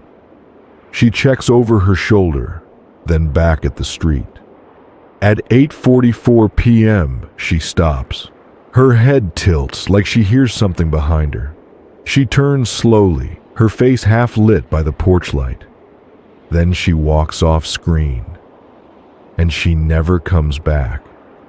I watched that clip 50 times. I sent it to the police. They said it was interesting, but not much else. No faces, no cars, no license plates. Just 2 minutes of a babysitter waiting for someone, then walking away. But here's what I have not told anyone. Not the police. Not Emily. Last week I watched that clip again. I do not know why. I just wanted to see her face, to see if I missed something. At 8:43 p.m., as she paces, something flickers at the edge of the screen. It is not a car. It is too far down the street. It is a shape. At first I thought it was a trash can or a mailbox, but it moves slowly. I paused it, rewound it, frame by frame. It is not a person. It is tall but bent, crouching, moving with slow, deliberate steps, like an animal stalking. At 8:44 p.m., when Kayla tilts her head, it stops. It just stands there. I thought I was seeing things, but in the next frame, I swear you can see 2 faint dots of light where eyes should be. It is still there when she turns. It is there when she walks toward it. It does not move. It just waits. I do not know what it is. I do not know if it is human. But Kayla saw it too. She walked toward it, and Mason went with her. It has been 11 months now. No updates, no arrests, no calls from the police. Sometimes I dream about Mason. He is standing at the edge of the woods watching me. He does not speak. He just stares. Last night I swear I heard a knock at the door. It was 8:44 p.m. I checked the doorbell camera. Nothing there. But at the far edge of the street, in the place where shadows stretch too far, I think I saw something move. I hate hotels. Not for the usual reasons, not the stains on carpets or thin walls. It is the hallways. Something about them is wrong. Too long, too empty, too quiet. Every door identical, every hallway dim, like it is waiting for the power to fail. Your footsteps sound wrong, like someone else matches your pace just behind you. I told myself I was being paranoid. I was tired. It was Christmas Eve. I had driven 6 hours to the Red Maple Inn, and my back hurt from the car seat. I just wanted sleep. The Red Maple Inn was called cozy and quaint, but it looked more like a retirement home. Exposed beams, dim yellow light, a faint smell of old carpet cleaner. Work paid for it, so I did not complain. My room was at the end of the hallway, room 239. Of course, always at the end. Something about knowing no one is on the other side of the wall makes it feel lonelier. I passed door after door, each with a brass number, each closed and quiet. It was silent except for the hum of the ice machine. I glanced back halfway, and the hallway looked twice as long in reverse, stretching forever. "Stop it," I muttered, walking faster. When I reached room 239, I slipped inside and bolted the door. One of those sliding metal latches, not a deadbolt. I checked it twice. The heater was on, smelling like burnt dust. I tossed my bag on the chair, hung my coat, and sat on the bed. My body felt heavy. You know that feeling when you finally relax and realize how exhausted you are? That hit me hard. I scrolled on my phone for 20 minutes, then my eyes drooped. I turned off the lamp and lay back, staring at the dark ceiling. The hallway light glowed under the door, a soft orange line, too bright for how quiet it was. I told myself to sleep and feel better in the morning. I woke at 2:43 a.m. I did not know what woke me. No sounds, no knocks, just that feeling you forgot something. My eyes went to the door. The hallway glow was still there, that soft orange line under the door. I stared at it, not sure why it bothered me. Then I noticed the light was not solid anymore. It was broken, a shape at the bottom of the door, a shadow, wide at the bottom, narrow at the top, like legs and a torso. Someone was standing outside my door. My heart pounded. I did not move or blink. I told myself I was wrong. Maybe luggage, but no. Too still, too straight. I sat up slowly, breathing shallow and silent. Do not check. Do not look. Stay in bed. But I could not. I got up, stepping onto the cold floor, heart thudding. I crept to the door, one hand on the wall. I leaned and looked through the peephole. Nothing at first. Just the empty hallway, fuzzy from the glass, but empty. Is he gone? Then slowly, a shape slid into view. Not walked, slid. A head came into frame from the side, tilted like a mannequin tipping over. The eyes did not look at the door or at me. They stared straight ahead, at nothing. The head moved too slowly, deliberate, as if the person knew I was watching. My breath caught. I backed away, hand over my mouth. I backed up until I hit the bed. I felt stupid for not calling the front desk, but what would I say? A creepy man is in the hallway. It sounded silly. I sat there for 10 minutes, eyes on the door, barely breathing. I crept forward again. I had to check. I looked through the peephole. He was gone. Just the hallway, long, empty, silent. I let out a slow breath. I must be tired. It is nothing. I stepped back, sat on the bed, rubbed my face. Just sleep. Then I heard it. Tap, tap, tap. Not a knock, not a bang. A soft, slow tapping, like a fingernail flicking the door. Light, almost playful. 3 taps, pause, 3 taps, pause. I did not move or breathe. Do not answer it. Do not answer. The tapping stopped. I waited, chest tight, eyes on the door. Then the doorknob twisted. It did not turn all the way. Just a soft twitch, like someone checking if it was locked. It jiggled softly twice, then stopped. My eyes went to the latch. Still locked, thank God. Still locked. I backed away slowly, my whole body cold with sweat. I did not dare make a sound. I reached for my phone on the nightstand. The screen lit up. 2:59 a.m. Call the front desk. Call someone. Call anyone. My fingers hovered over the screen, but I did not dial. I did not want to make a sound. I stood like that for 10 minutes, maybe longer, listening, waiting, watching. No more taps, no more twists, just silence. Eventually, I sat on the bed, back against the headboard, phone in my lap, eyes on that strip of orange light under the door. I did not sleep until the sun began to peek through the curtains. The next morning, I checked the hallway. I know I should not have, but I had to. I stepped out, holding my breath in the cold, stale air. The hallway was empty. Same faded carpet, faint smell of cleaning products. But on my door, at eye level, were 3 tiny scratches. Not deep, just enough to leave marks. 3 thin, parallel scratches. I checked out 15 minutes later. I did not pack neatly, just threw everything in the bag and left. I told the front desk about it on the way out. The woman at the counter smiled politely, nodded, and said, "I'll have maintenance check it out." I doubt they ever did. I do not stay in quiet hotels anymore. Not the charming ones with long hallways and flickering lights. I pay more for busy hotels now, places with crowded lobbies and noisy guests. I do not care about the cost, because quiet hallways are never truly quiet. The shopping cart's front wheels squeaked with every push. One loud squeak each turn. People glanced at me as I passed, but no one said anything. I hated Christmas shopping. Hated the crowds, the noise, the fake pine smell of holiday cheer. But I promised myself to finish early this year.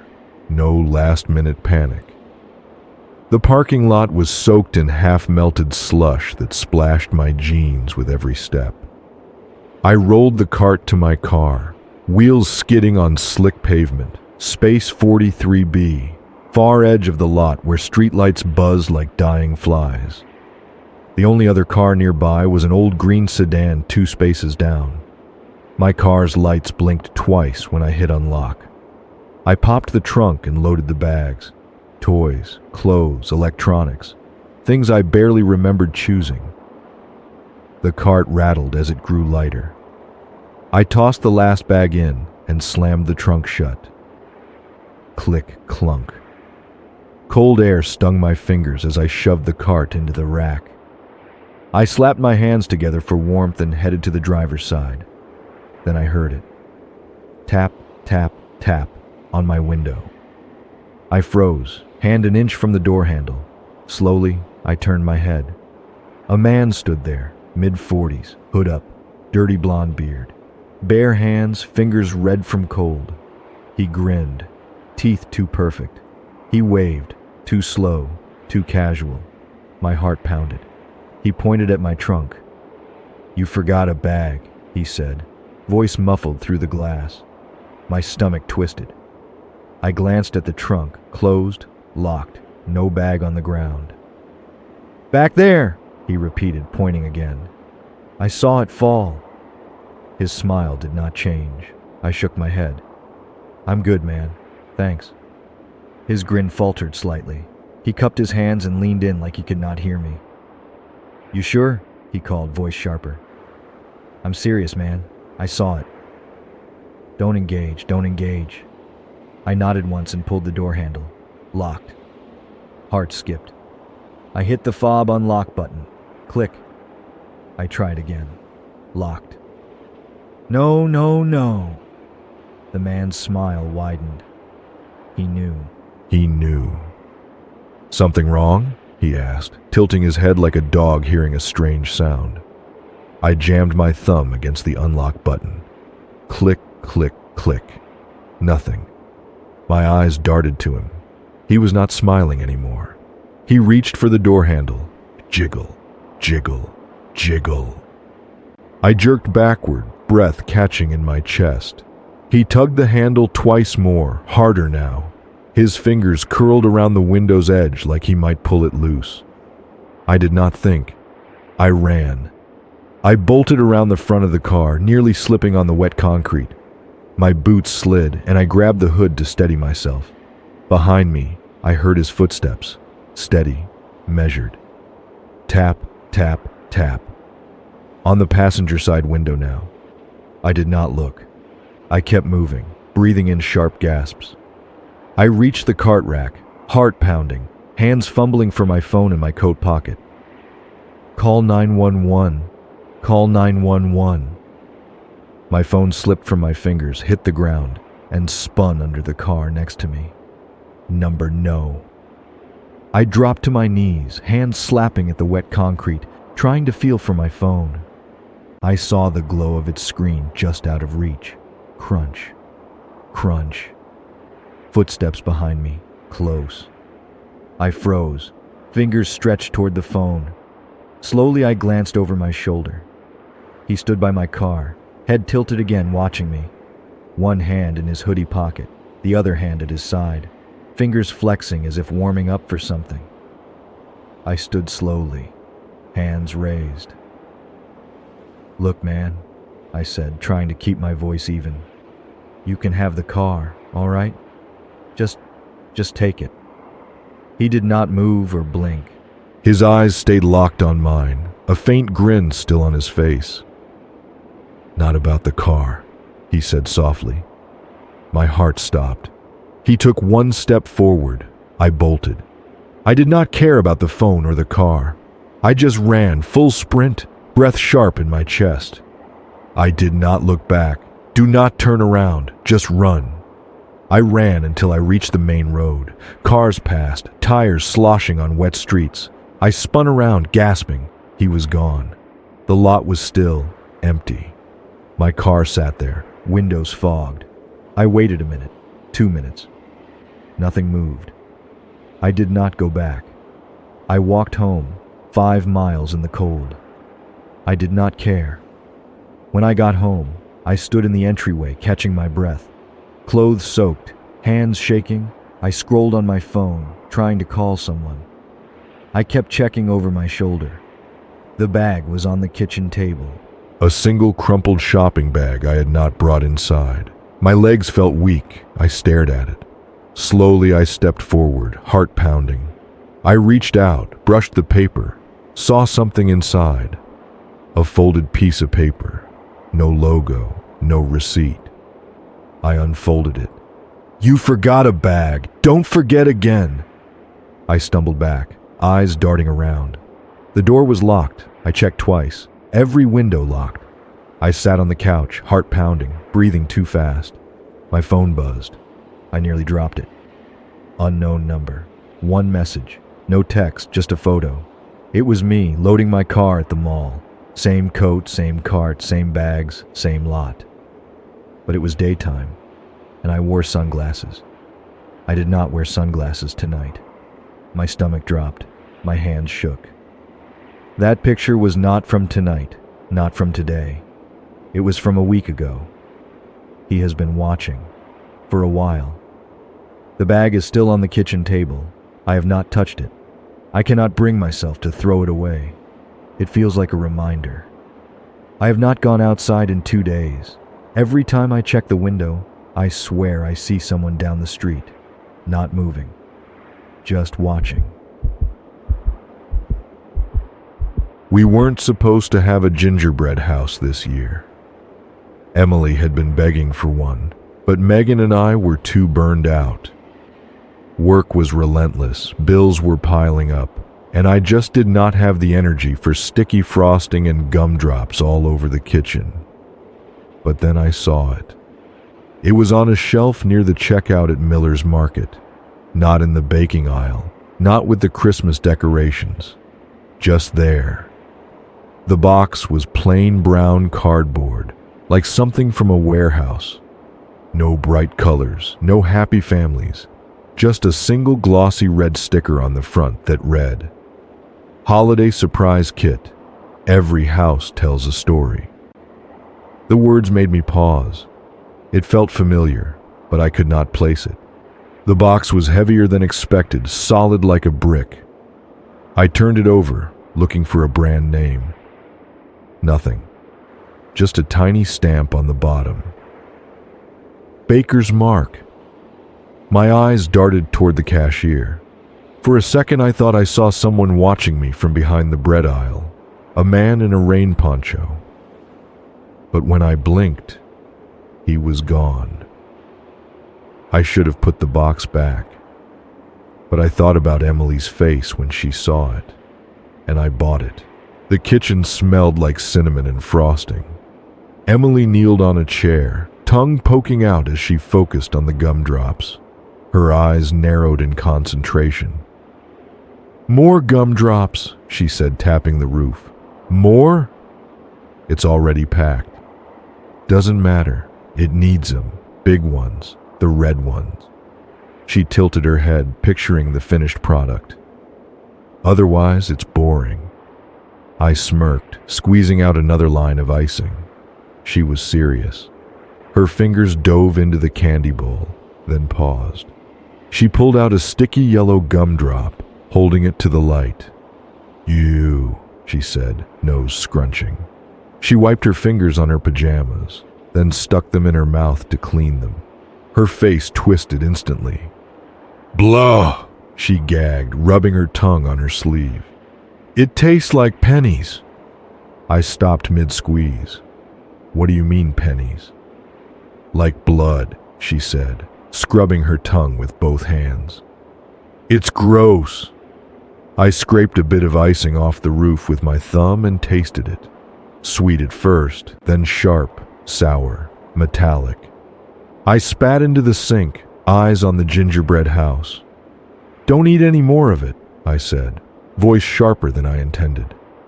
Emily nodded, wiping her hands on her pajamas. She looked up, eyes wide. "Is it bad icing, Daddy?" "Yeah, bad icing," I said, grabbing a paper towel from the counter, eyes still on the house. The next morning, Emily was crouched by the counter, her face scrunched in concentration. She was holding something. "What you got there, kiddo?" I asked, pouring my coffee. "Found it in the house," she said, not looking up. I squatted next to her. Her tiny fingers turned it over and over.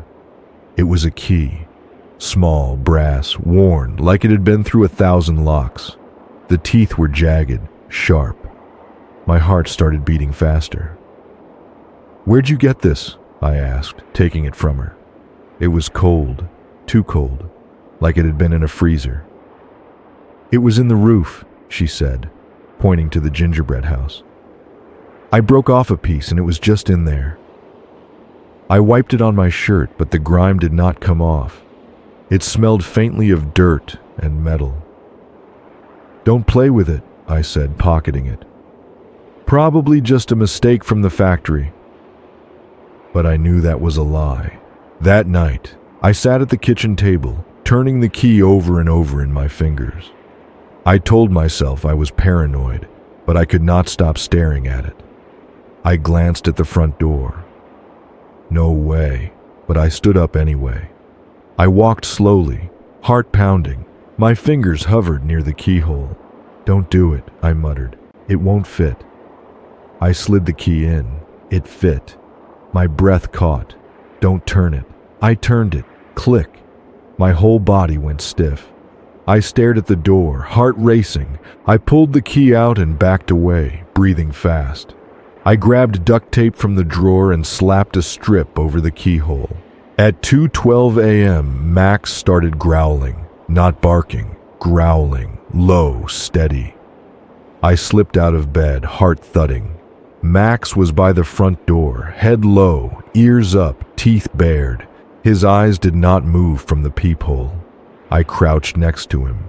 My breath fogged the glass as I leaned in to look outside. A man stood at the end of the driveway. He wore a clear plastic poncho, his head tilted slowly, side to side, like a broken metronome. Back, forth, back, forth. His hands hung at his sides, fingers flexing slowly. He was not facing the house. He was facing the gingerbread house on the counter. I backed away slowly. I did not check again. The next morning I scraped off the icing with a knife. "Dad, what are you doing?" Emily asked. "Just checking something," I muttered. Under the icing, scratched into the roof like claw marks, were 4 numbers.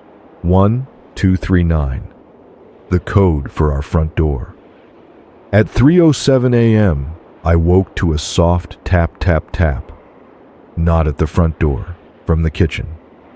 I walked down the hall, each step like thunder. My eyes locked on the counter. The gingerbread house was still there, but something was different.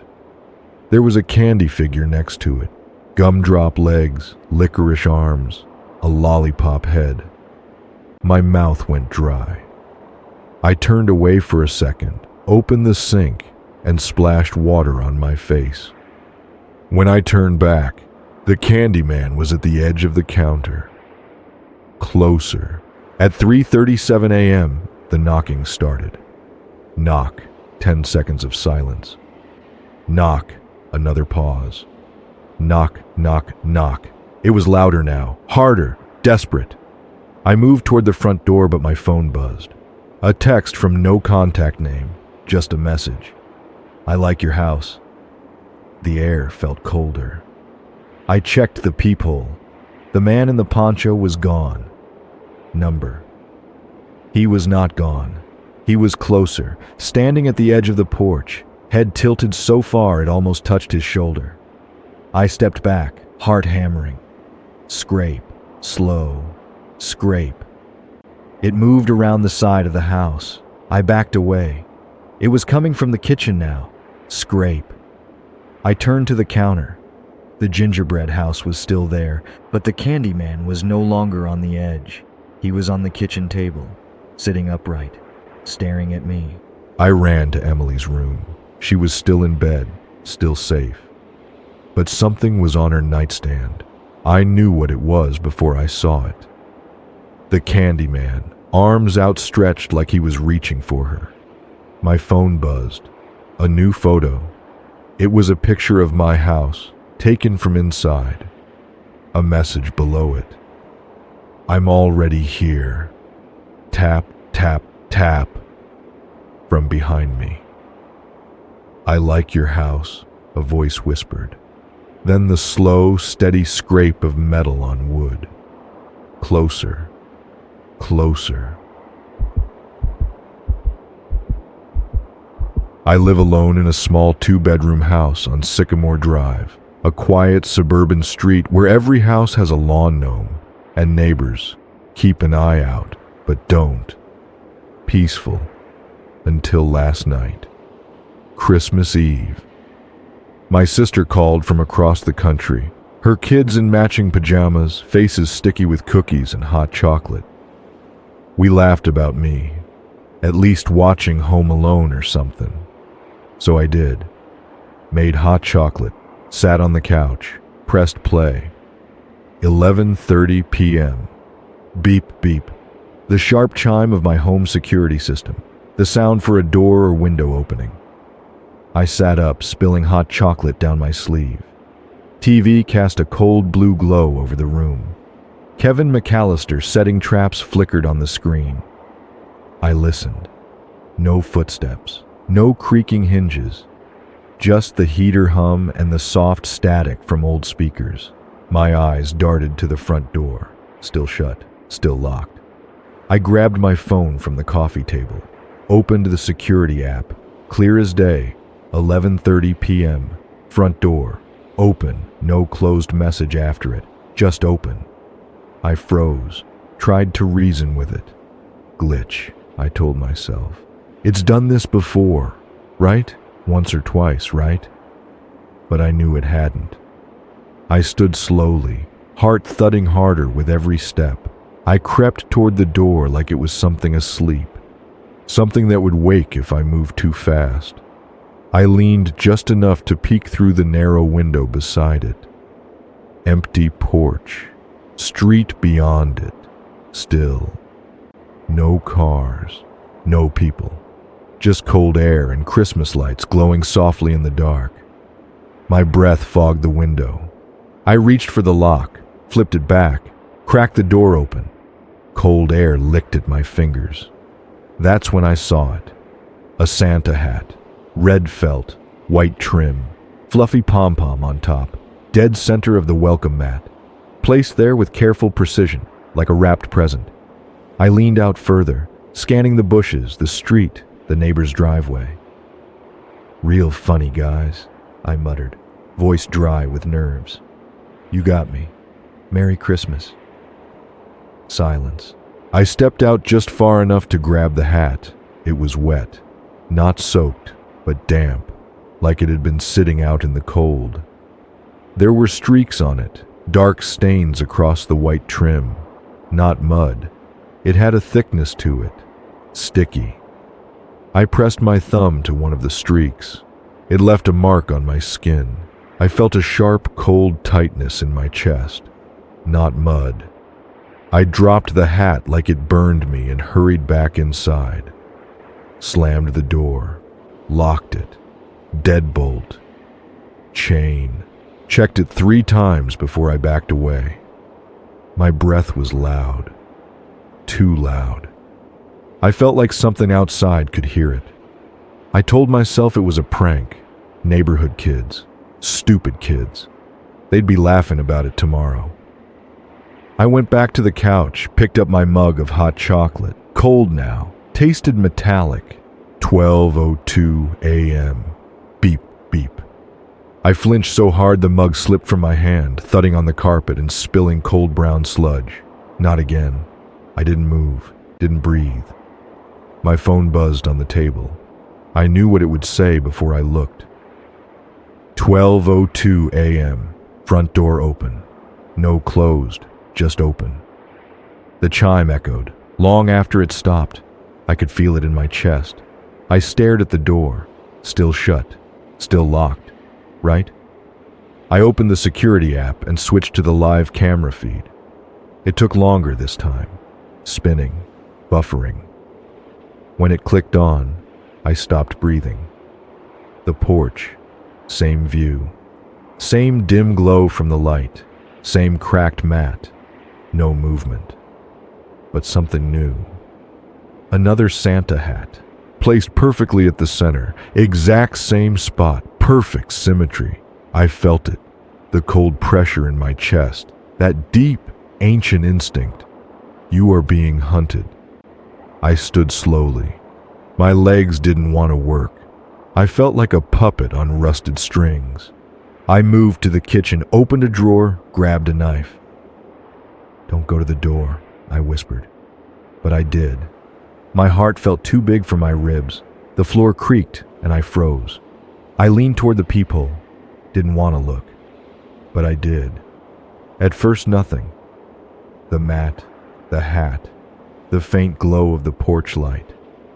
Then something shifted. Above me. I didn't see the whole face. Just an eye.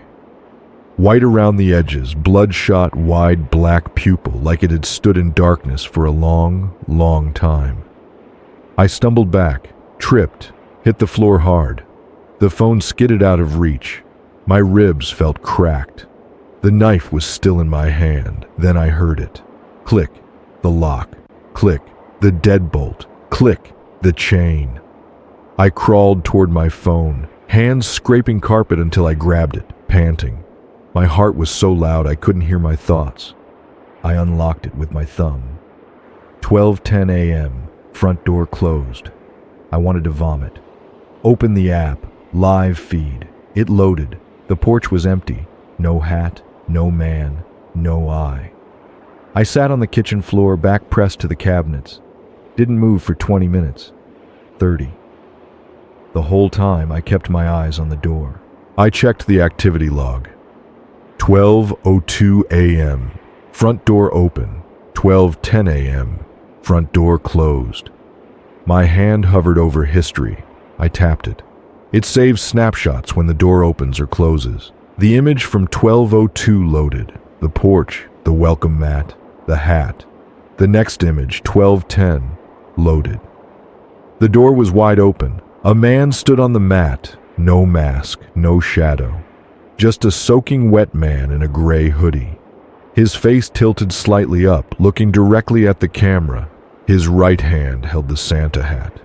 His left hand, braced against the doorframe, fingers splayed wide, holding it open. For someone. The final image loaded. 12:35 a.m. A snapshot from the hallway cam. My kitchen. Me sitting on the floor, phone in one hand, knife in the other, and behind me, in the hallway shadows, a man in a gray hoodie. No mask, no shadow. Just him. Looking. Right. At me. You never realize how vulnerable you are until you're alone in a dark parking lot. Snow fell in heavy, wet clumps, soft as feathers, coating everything in that eerie post-midnight quiet. No wind, no traffic, just the crunch of my boots on frozen pavement and faint Christmas music leaking from the house behind me. I tugged my coat tighter, breath fogging like smoke. I should have left earlier. Stupid to stay so long, but every time I thought about leaving, someone handed me a drink or dragged me into another "how fast the year went by" chat. Now the party lights were faint red and green blurs behind frost-covered windows. The warmth, the people, the noise. They felt too far away, too safe to turn back now. My car was the only one left in the cul-de-sac, sitting alone under a flickering streetlight, its silver body half covered in snow. Flicker, flicker, pop. My heart jolted. I stopped mid-step, staring at the streetlight like it had done something wrong. "Old bulb," I muttered. "Relax, Rachel." I pulled out my keys and hit unlock. Click. Nothing. Frowned. Hit it again. Click. Still nothing. The orange lights should have flashed. They didn't. "Of course," I muttered, stomping forward. "It's always the battery." Pressed the button harder. Click, click, click. No lights. No beeping. I yanked on the driver's side handle. Locked. Chest tight. I pulled harder, jerking it. Nothing. I cupped my hands around my eyes, peering through the frosted window. My coat was on the back seat, crumpled on my gym bag, but it didn't feel like my car. It felt like I was looking into someone else's. My breath fogged the glass. I stepped back, glanced at the fob, and hit it again. Click. No response. I looked toward the house. Shapes moved inside, laughing, washed in warm red and green holiday light. I should go back. Every nerve in my body knew that, but I didn't. I'd rather be cold than look like I needed help. Stupid, Rachel. Stupid. I checked my phone. 7%. No signal. Snowfall must have killed it. I Googled anyway. Key fob won't unlock car in cold weather. Useless advice. Hold it closer to the car, it said. Press harder, it said. Gee, thanks. Too busy scrolling, I didn't notice it at first. At the edge of my vision, something shifted. I glanced up. Something crouched behind my car. My brain didn't register it, just a shape near the rear bumper. Low. A bundle of clothes, trash bag. It moved. Not a bag, knees, elbows. Someone was crouched behind my car. I stopped breathing. Don't move. Don't react. I stayed still, heart jackhammering. My fingers hovered over my phone like I could Google my way out of this. Don't look at him. He knows you see him. I glanced at the house, 20 feet away, too far. My eyes darted back. He hadn't moved. Still crouched, his face barely visible in the gap under the bumper. His head tilted at a weird angle, like he was peering under the car, watching my feet. My legs felt like concrete. My breath fogged the air. Too loud. I took one step back, slowly, carefully, his head tilted. He's looking at you. Another step.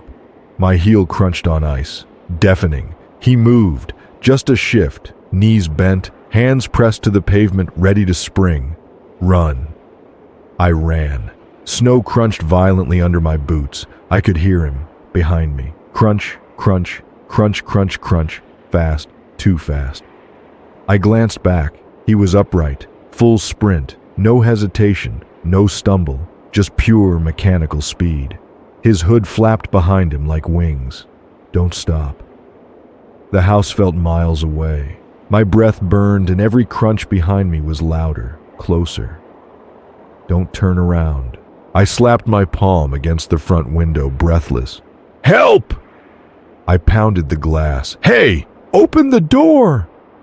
They didn't hear me, laughing, clinking glasses too far away. I hit the window harder. Hey, open the... A hand grabbed my hood. I spun, swinging my phone like a hammer. It connected. His wrist, arm, something. He stumbled back just long enough for me to lunge at the door.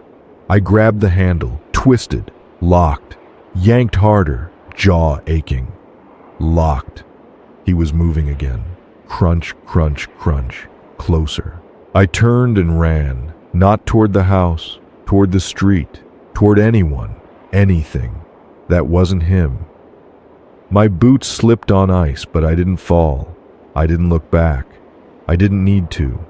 I could hear him. Crunch, crunch, crunch, crunch, crunch. He's right behind me. My breath burned. My heart clawed at my throat. My fingers stung from the cold. I kept running. At the main street, I spun, fists raised, ready to fight, ready to swing. He wasn't there. I whipped my head around, scanning. Streetlights, empty sidewalks, the long stretch of road into town. Nothing. No one. I bent over, hands on my knees, gasping for air. My breath came in shallow bursts. My heart wouldn't slow. I glanced back at the cul-de-sac. My car was still there, empty, still. My coat crumpled on the back seat, gym bag next to it. I blinked. The brake lights flicked on. No! I stumbled backward, shaking my head. No, no, no, no. The engine rumbled to life. Not loud, not fast, just slow, steady. The headlights flashed once. I watched the car shift into reverse, my coat still on the back seat. It backed up slowly, then turned toward the main road. I didn't breathe. I didn't move. It rolled forward, not fast, slow, deliberate. I saw him now, behind the wheel. He turned his head as the car passed, his face framed by the dashboard glow. No hood anymore. He smiled. I stepped back, then again. The car moved past me slowly, like he had all the time in the world. He didn't watch the road, just me. My phone buzzed in my pocket. Hands shaking, I pulled it out. A text, no name. A photo of me, taken from behind. My legs went numb. I knew when it was taken, exactly when. Behind the car, before I ran. Another text came. I like your coat. I stood frozen, watching the red taillights fade into the distance, with him inside. I've never posted here before, but after last week, I can't stop thinking about it. It's the kind of story you hear and think, that would never happen to me. It did. For context, I live in a quiet neighborhood. Not everyone's best friend's quiet, but quiet enough to recognize the same dog walkers and wave at neighbors. Last Tuesday, it snowed hard. The thick, wet kind that turns to concrete if not cleared fast. I work early, so I decided to shovel the driveway that night instead of before dawn. It was 8:30 p.m., cold, dead quiet. Streetlights hummed, their glow bouncing off fresh snow, making everything look sharper than it should. No cars, no voices. Just me, alone, shoveling the driveway. Then I saw him. He stood at the edge of the driveway, on the sidewalk. Mid-30s, brown Carhartt jacket, gray hoodie underneath. No gloves, no hat, no scarf. Hands in his jacket pockets. He didn't move. I kept shoveling, watching him from the corner of my eye. Figured he was waiting for a rideshare or something. But he wasn't checking his phone, wasn't pacing to stay warm. Just standing there, head tilted slightly, like he was trying to understand something. When I reached the end of the driveway, I had to face him, no way around it. I nodded, polite but firm. Evening, he didn't nod back, didn't move. A few seconds passed before he spoke. Need a hand with that? His voice wasn't friendly or threatening, just light, like he was asking about groceries, wrong enough to notice. I gripped the shovel tighter, planting it in the snow like marking territory. I'm good, almost done. His smile twitched, too fast to be real. Sure, lot of snow though. Yeah, I said, eyes on him. I'm fine. His head tilted further, watching me, waiting for me to change my mind. His gaze flicked down, not glancing, looking at the shovel. He lingered a second too long, then straightened. All right, he said, grinning too wide. Stay safe. He turned slowly, walking down the sidewalk, hands in pockets, head tilted just enough to show he was still watching. I stayed outside another 10 minutes, pretending to shovel but really keeping watch. Every so often, I glanced down the street to see if he'd doubled back. He hadn't. I told myself it was nothing. People are weird. They offer to shovel for cash. They loiter.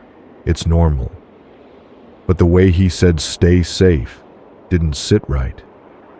When I went inside, I locked the door, checked it twice, made sure the garage was down. My wife was already in bed. I didn't mention it. She'd worry. For what? Some guy being too friendly? I slept badly. Every creak sounded sharper than it should. At 2:14 a.m., I woke up, not drifting, just awake. I stayed still, blinking into the dark, trying to figure out why. No bad dream, no sound, just a gnawing feeling that something wasn't right. I held my breath, ears straining. Then I felt it. Not inside, outside. You know when you're so used to a sound that you don't notice it, but the moment it stops, it's like an alarm? It was like that. Something was missing. It took a few seconds to realize. The steady hush of snowfall. It had stopped. Instead, there was movement. Slow, steady, deliberate. I sat up, quiet, careful. Slid my feet to the floor so the boards wouldn't creak, went to the window. On the driveway was the man in the brown jacket, halfway up the driveway, walking in a straight line toward my garage, but not normally. His arms hung straight at his sides, his head tilted slightly left. What froze me, what rooted me to the spot, was what he was dragging behind him. My shovel. He wasn't using it, wasn't clearing snow, just pulling it slowly, the edge scraping a long, thin trail in the snow. He wasn't looking at it, or the ground. He was looking at my front door. He didn't blink, didn't glance around. just stared at my door with that same too wide smile, like he knew something I didn't. I didn't breathe, didn't move, didn't want to give him the satisfaction of seeing me react. Slowly, I slid my phone off the nightstand. My fingers felt clumsy, too big to hold it. Call, call, call. I tapped 911. The dispatcher answered. I whispered, barely moving my lips. There's a man outside, dragging my shovel up my driveway, staring at my front door. I don't know what he wants. Her voice was calm, too calm. Is he armed? Number just the shovel. I glanced at the window. He was closer, not by much, 10 feet maybe. Same dragging pace, same unblinking stare. Stay on the line, she said. Officers are on the way. I crouched lower, peering through the curtain. My heart hammered so loud I swore he could hear it. He didn't look for cars, didn't look for lights, just that slow, deliberate pull of the shovel. Then he stopped. His head turned, slowly, inch by inch, facing the window. My window. I dropped out of sight like I'd been shot.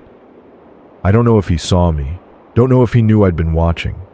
For minutes, I stayed curled on the floor, barely breathing, clutching the phone so hard my fingers hurt. When I worked up the courage to look again, he was gone. The driveway was empty. The trail from the shovel still cut a line through the snow like a scar. The police arrived 10 minutes later. 2 cruisers, lights on, no sirens. I met them at the door, still shaking. Told them everything, from the man on the sidewalk to the shovel at 2 a.m. One officer walked the driveway while the other stayed with me. He asked if anything was stolen, tools, bikes, anything. I told him no. He nodded like he'd already decided. Probably a thief, he said. They do that sometimes. Wander at night, grab what's easy. Right, I said, not believing it. They didn't find him. The officers left after 20 minutes. I stayed up until sunrise, watching the street through the blinds. Every shadow, every parked car looked like him. When my wife woke up, I told her everything. She believed me, which somehow made it worse. Later that morning, I went outside to check.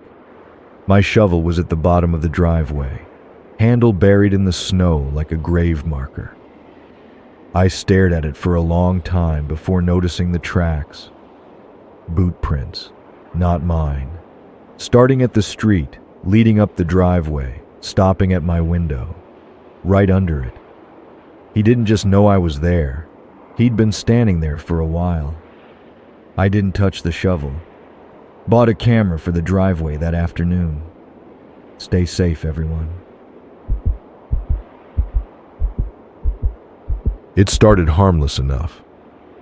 December 1st, a thick stack of mail was waiting when I got home. Bills, coupons, the usual. Among them a red envelope, no return address. Just the Morrison family, neatly written on the front. I figured it was from a neighbor or friend who forgot to include their name. Tossed it on the counter and didn't open it until after dinner. The card was plain white with glittery red letters. Merry Christmas. Inside, no photo or holiday message. Just 4 words in heavy black ink. I know what you did. I read it twice, sure it was a joke. My wife, Emma, laughed. Probably one of your friends being stupid, she said, scrolling on her phone. I nodded. Yeah, probably. We didn't talk about it again. I threw it away. December 4th, another card arrived. Same red envelope, no return address. This one was black with silver snowflakes. Inside, the same blocky handwriting. Confession is good for the soul. I didn't tell Emma right away. Sat at the table, turning it over in my hands. My chest felt too tight for something as stupid as a Christmas card. I pulled the first card from the trash, compared them. Same ink, same letters. Later, I told Emma. She went quiet, then said, "Probably some teenager messing with people. Don't give them the reaction they want." She went to bed. I stayed up, staring at that second card. A week passed. Then, December 12th. I knew it was bad before I opened it. The envelope sat on the kitchen table, untouched. "Don't open it," Emma said. "Just throw it away." I wanted to, but I didn't. The card had a cartoon reindeer on the front, big-eyed and smiling. Inside, "Time is running out." Emma didn't laugh this time. "What does that mean?" she asked. I didn't know, but the air between us felt different. That night, I installed a doorbell camera without telling her. December 20th, Emma texted me at work, a photo of the red envelope on our counter. "This is getting serious," she wrote. She didn't open it, waited for me. I sat across from her at the table, the card between us like a grenade. I didn't move for a long time. Then I opened it. A grinning snowman on the front. Inside, the message wasn't handwritten this time. Letters cut from magazines, ransom note style. Christmas Eve, midnight. I called the police that night. The officer was polite, but dismissive. "Probably a bored teenager. If it keeps happening, give us a call and we'll file a report." If it keeps happening. I knew it would, like I knew my own name. The next few days were bad. Emma was on edge, checking windows, locking doors twice. I caught her staring at the front door, like she was waiting for it to open. I bought a second camera for the back door. Didn't tell her about the baseball bat under the couch. On Christmas Eve, it snowed. Heavy flakes, quiet, everything felt muffled. By 10 p.m., Emma started to relax. She even smiled. "See? Nothing." "Yeah," I said. I didn't relax. Midnight circled my head like a clock ticking backward. I sat on the couch, gripping the bat until my knuckles hurt. Emma told me to come to bed. I didn't. I stayed. At 11:56 p.m., my phone buzzed. Motion alert, doorbell camera. I opened it, static. Not a glitch, solid black static. I felt Emma behind me before I heard her. She didn't speak, just watched over my shoulder. A minute passed, another. The static didn't change. "Go to the bedroom," I said. "Lock the door." She didn't move. At 11:59 p.m., the doorbell rang. Not a knock, not a bang, just one sharp ring. I didn't move. Emma clung to my hoodie, tight, like she'd sink if she let go. The bell rang again, twice. I didn't move. Neither did Emma. I checked the peephole. Nothing. Streetlights glowing on fresh, untouched snow. I watched for a long time. My breath fogged the glass. Nothing. Not a shadow. Not a flicker. I stepped back, looked at Emma. Then I saw it. Her eyes flicked to something behind me, past me. I turned slowly. Across the room, the front window. Curtains closed. No movement. No one there. But I felt it. I knew it before I saw it. The mailbox. It was closed when I checked the peephole. It wasn't now. My chest went cold. I didn't want to check. I knew what I'd find. But I crossed the room anyway. Emma stayed by the couch, eyes locked on me like I was walking into a trap. The mailbox lid hung open. The envelope inside was red. My hands felt numb as I pulled it out, cold, damp. I opened it slowly. The card was blank, no glitter, no picture. Just a single Polaroid tucked inside. I knew what it was before I looked, but I looked anyway. Our living room. Taken from outside the window, the edge of the curtain, my bat on the floor by the couch, Emma standing behind me, Her hand curled into my hoodie, both of us perfectly clear. I flipped it over. On the back, thin black ink. "See you inside." I stared too long. Emma's voice pulled me back. "What is it? What does it say?" I didn't answer. I checked the peephole. Nothing. Checked the cameras. Static. I knew they wouldn't knock. Not this time. We didn't sleep. Police came in the morning. They took the photo but left the fear. The tracks in the snow were already gone. No more cards came. No more knocks. No more ringing doorbells. But some nights, I still feel it. When the house is quiet, when snow falls thick outside, I check the windows. Not because I'm afraid of what I'll see, but because I'm afraid I won't. And if you ever get a Christmas card with no return address, maybe don't open it. It's never the first card that matters. It's the last one. I don't know why I'm telling this. I don't think it'll help. But I haven't slept in 3 nights, and if I don't get it out, I'll lose my mind. Maybe I already have. It started December 3rd. I remember because that's the night I set up the Christmas tree. I just picked it up from the pop-up lot down the road. String lights, fire barrels. It was colder than usual. The air had that sharp metallic edge that tightens your skin. My face still stung as I wrestled the tree inside. Once it was up, I could smell it immediately.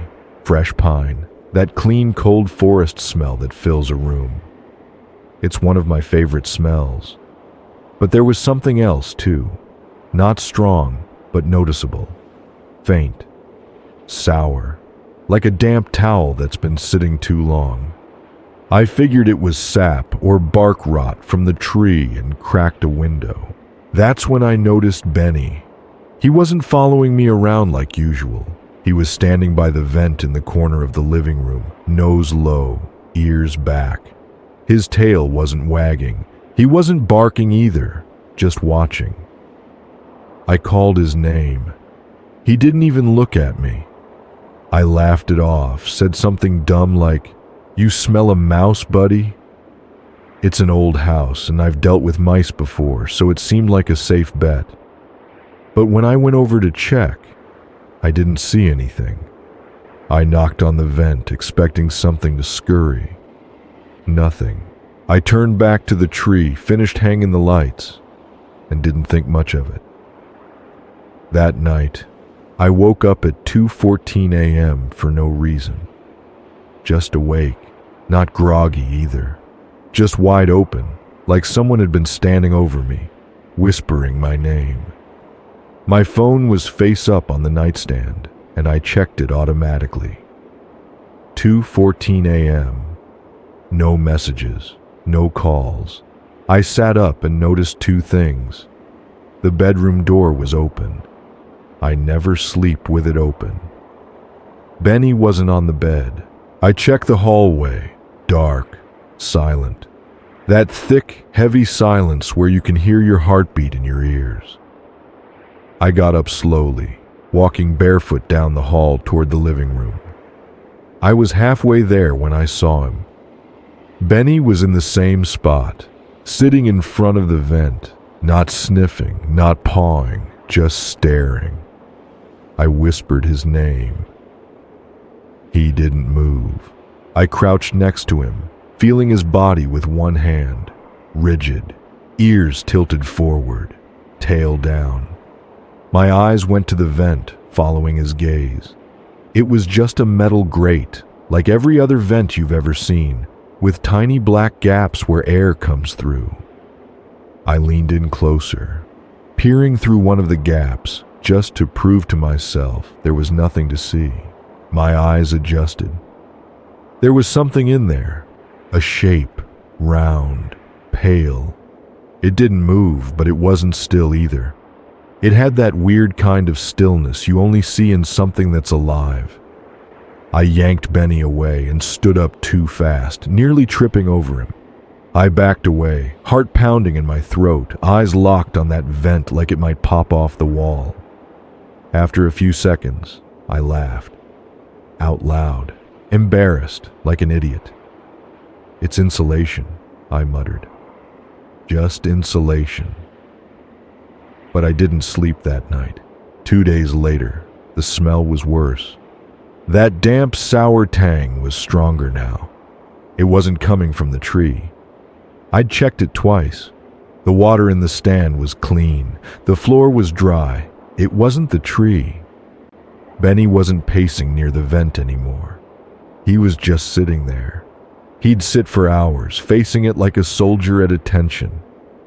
Every so often, his head would tilt, like he'd heard something I couldn't.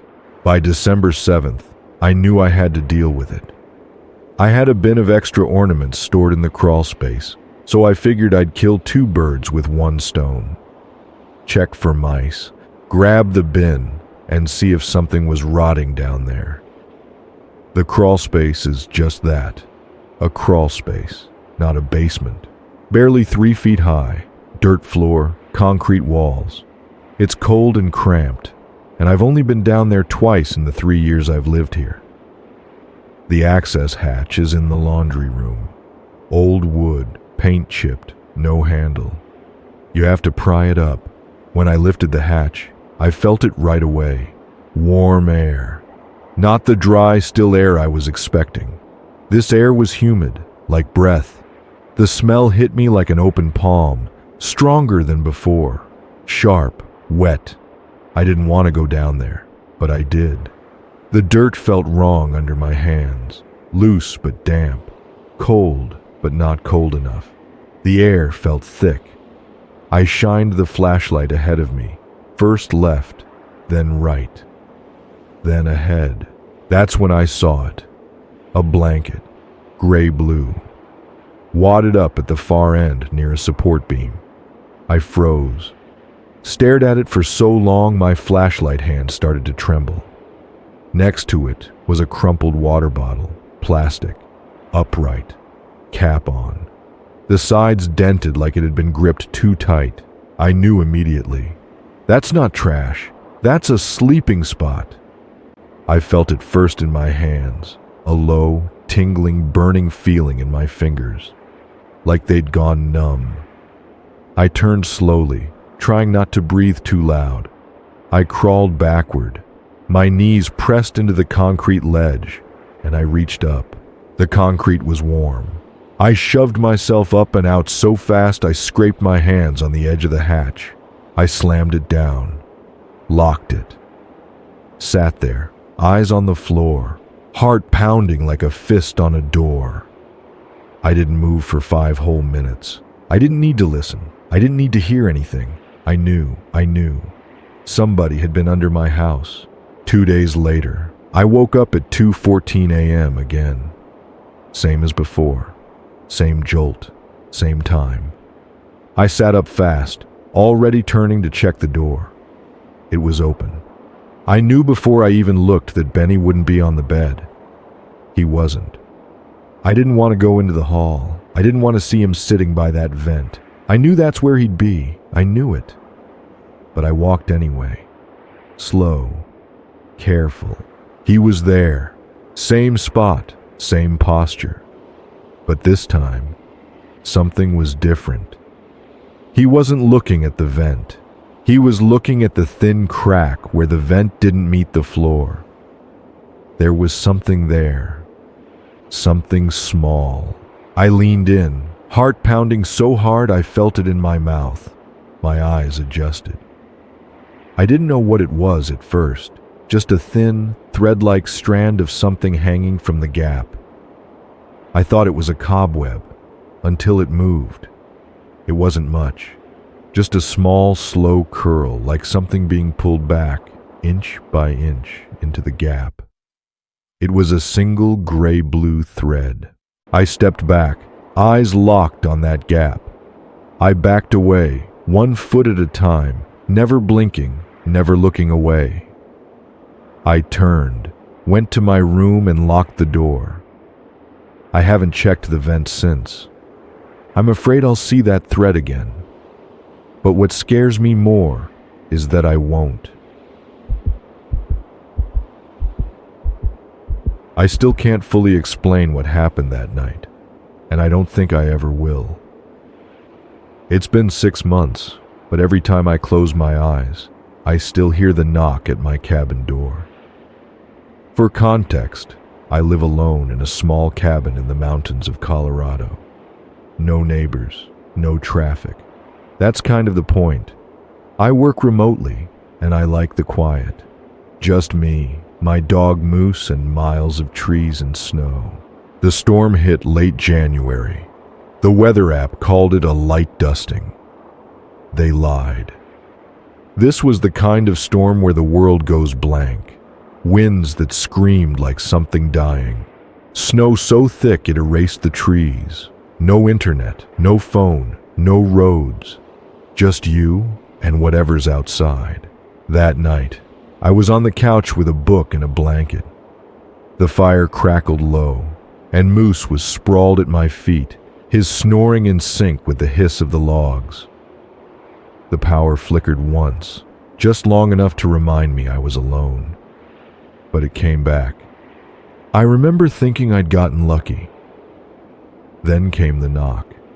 3 sharp, deliberate raps on the door. Moose woke with a grunt, his ears perked, head turning toward the sound. He didn't bark, just that low, slow rumble in his chest. The kind of growl that says, "Something's wrong." My heart stuttered in my chest. I live 30 miles from the nearest gas station. No one should be at my door, not in this storm, not ever. Knock, knock, knock. I sat up, every nerve alive. Maybe a tree branch had snapped and hit the cabin. Maybe it was ice falling from the roof, but it sounded too precise, too human. I stood slowly, glancing at the front door. It was locked. I knew it was locked. But I still walked over to check the bolt, pressing my fingers against the cold brass. Moose followed close, his eyes locked on the door.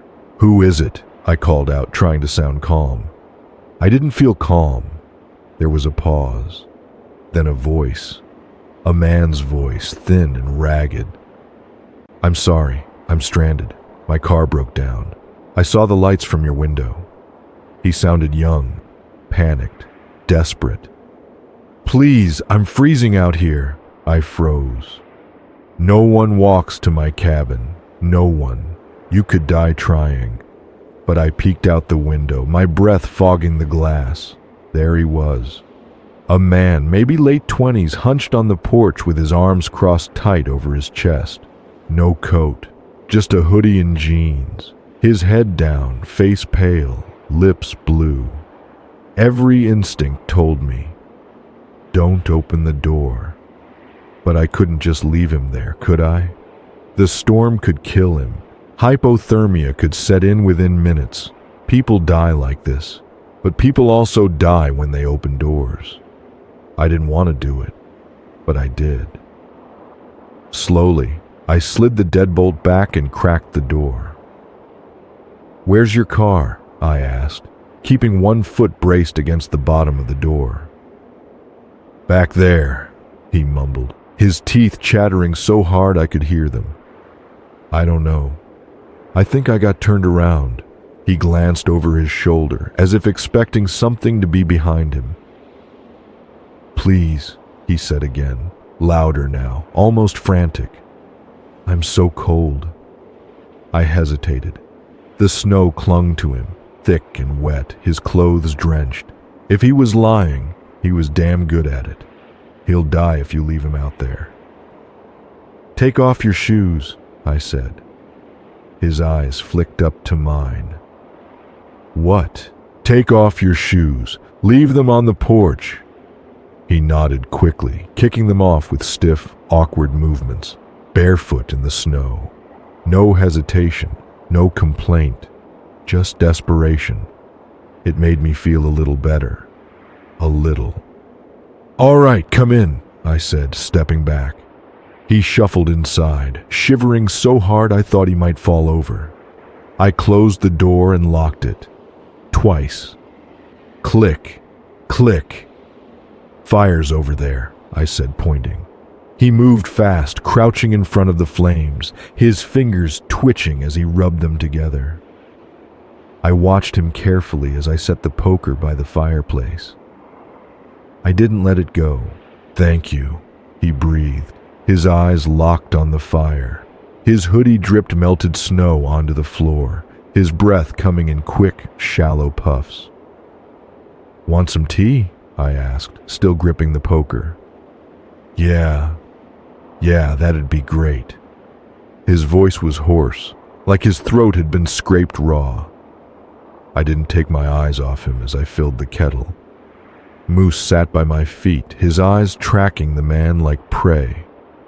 Normally, Moose would have sniffed a new guest by now, tail wagging, friendly as hell. But he didn't move, didn't blink, just watched. The man glanced at Moose, then at me.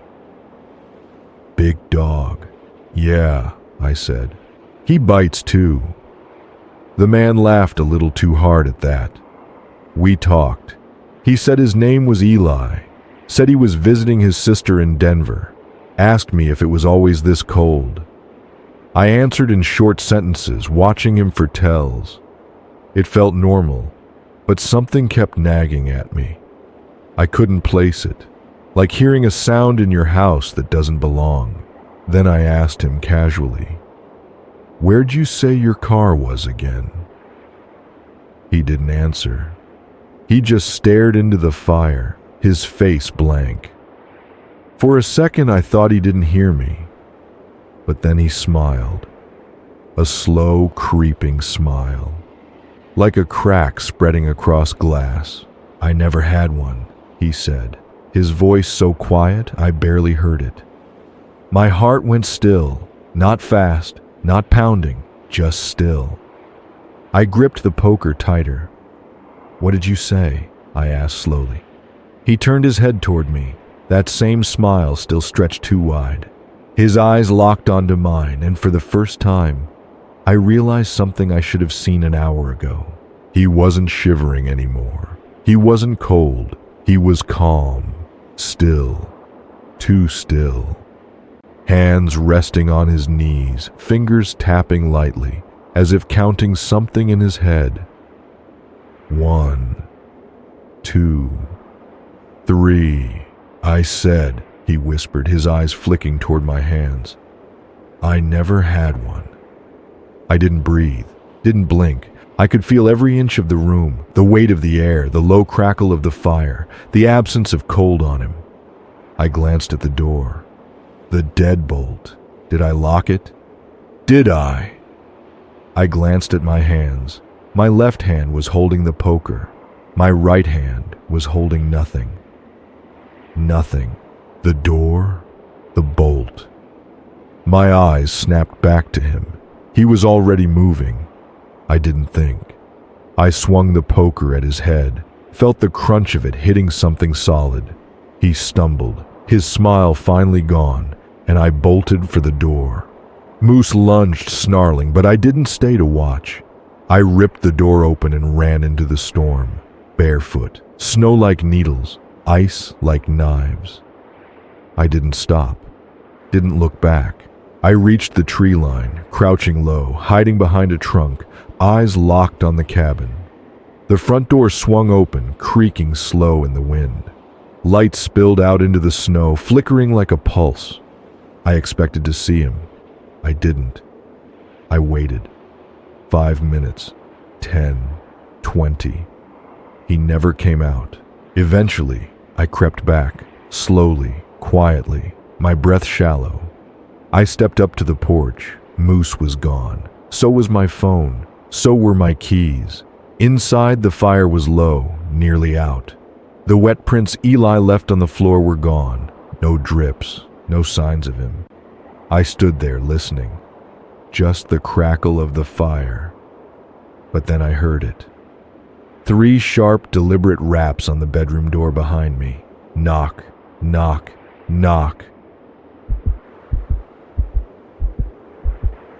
Every time I close my eyes, I see him crouching. I see the clippers. Every year, my wife goes all out with Christmas decorations. Lights on the roof, inflatables on the lawn, candy cane path markers, the works.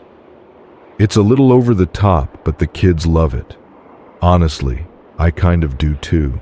This year, though, something was different. About a week after we put everything up, I woke up to my wife nudging me at 6 a.m. "Honey, the lights are out again," she said. I figured it was the breaker. It trips sometimes when it rains. I threw on my coat, slipped on some sneakers, and stepped outside. The air had that cold, sharp edge that cuts through clothes. I shoved my hands in my pockets and walked along the front of the house. That's when I saw it. Not the breaker. The wire to the front strand of lights had been cut. Not chewed through, not frayed. Cut. Clean. A perfect line right through the copper. I squatted down and turned the wire in my fingers, inspecting it like it might explain itself. I stood there too long, my breath coming out in quick clouds. When I went back inside, I told myself it was probably kids. Dumb, bored kids with a pair of snips. No big deal. I spliced the wires, taped them up, and went about my day. The next morning, it happened again. Not just one strand this time, 3 of them. And the power cord to the inflatable Santa was clipped too. Now I was pissed. I told my wife, and she said it might be Mr. Delaney, the old guy down the street. He's always hated our display, called it excessive. An eyesore. I doubted it was him. He liked to complain, but I'd never seen him so much as cross our lawn. Still, the thought stuck with me. That night I stayed up. I sat in the living room, blinds cracked just enough to watch the yard. Midnight, 1 a.m., 2 a.m.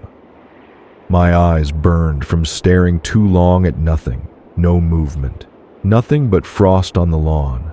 I woke up with my cheek against the arm of the couch. It was 6:13 a.m. My phone was still in my hand. I checked the yard. Wires cut. That's when I bought the camera. Cheap Wi-Fi model, the kind that sends you an alert if there's motion. I set it up on the porch, angled at the yard, and felt a little better. 2 nights passed. No alerts. I told myself maybe it was over.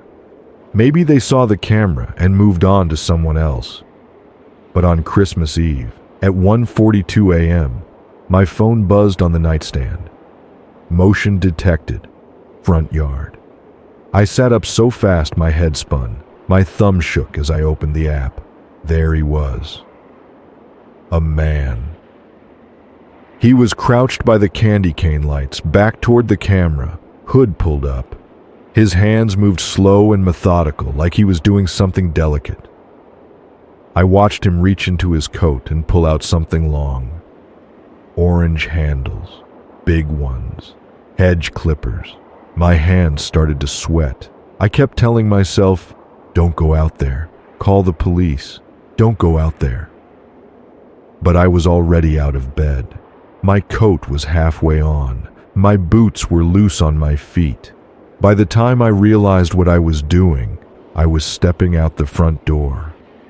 The cold hit me like a slap. The air smelled sharp and metallic, like something just under the snow had been disturbed. I scanned the yard, chest tight, breath short. At first, I didn't see him. Then I did. He was crouched by the bush under the window just like before, hood up, shoulders hunched. He hadn't seen me. He was focused on the wires, no hurry, no glances around to see if anyone was watching. Just snipping, slowly, carefully, like he was working on something that had to be done just right. I stood there, frozen, fingers curled in my coat pockets. "Hey!" He didn't move, not at first. He stayed crouched, one knee on the snow, body still. The clippers hovered just above the wire. He was thinking. Then, with that same slow deliberateness, he turned his head. Not his body. Just his head. The hood draped over his face, so I didn't see much at first. Just the curve of his jaw, the pale skin of his cheek. But then he lifted his chin, and I saw him. His eyes were dull, like someone who hadn't slept in weeks. The lids hung heavy, but the irises were locked onto me. He wasn't looking at me. He was looking through me. His mouth hung open a little, showing teeth that didn't look quite right. Too small, too even, like baby teeth that never fell out. He didn't blink. I felt something move behind my ribs, something cold and instinctive. He stood up, slow, deliberate. The clippers dangled from one hand, the open blades catching the porch light. His other hand hung limp by his side, fingers twitching. Not shivering. Twitching. I knew I should say something. I knew I should act. Call for help. Go inside. Do something. You need to leave, I said. His head tilted a fraction, like he was studying me. He glanced at the house. His eyes moved from window to window, slow and steady, like he was counting them. Then he looked back at me. The clippers came up. He didn't point them. He just lifted them, made sure I saw them, look at them, look at what I have. I took a step back. My boot hit the step behind me, and my balance shifted. My breath came too fast, too shallow. I gripped the railing, trying to steady myself. His lips pressed together. That was when he smiled. Not big, just enough. Like he'd won. I stumbled back, up the steps, into the house. I didn't turn my back on him until I was through the door. I threw the lock, pressed my forehead to the wood, and stared at the peephole. The yard was empty. The police came. I showed them the camera footage. They asked if I knew him.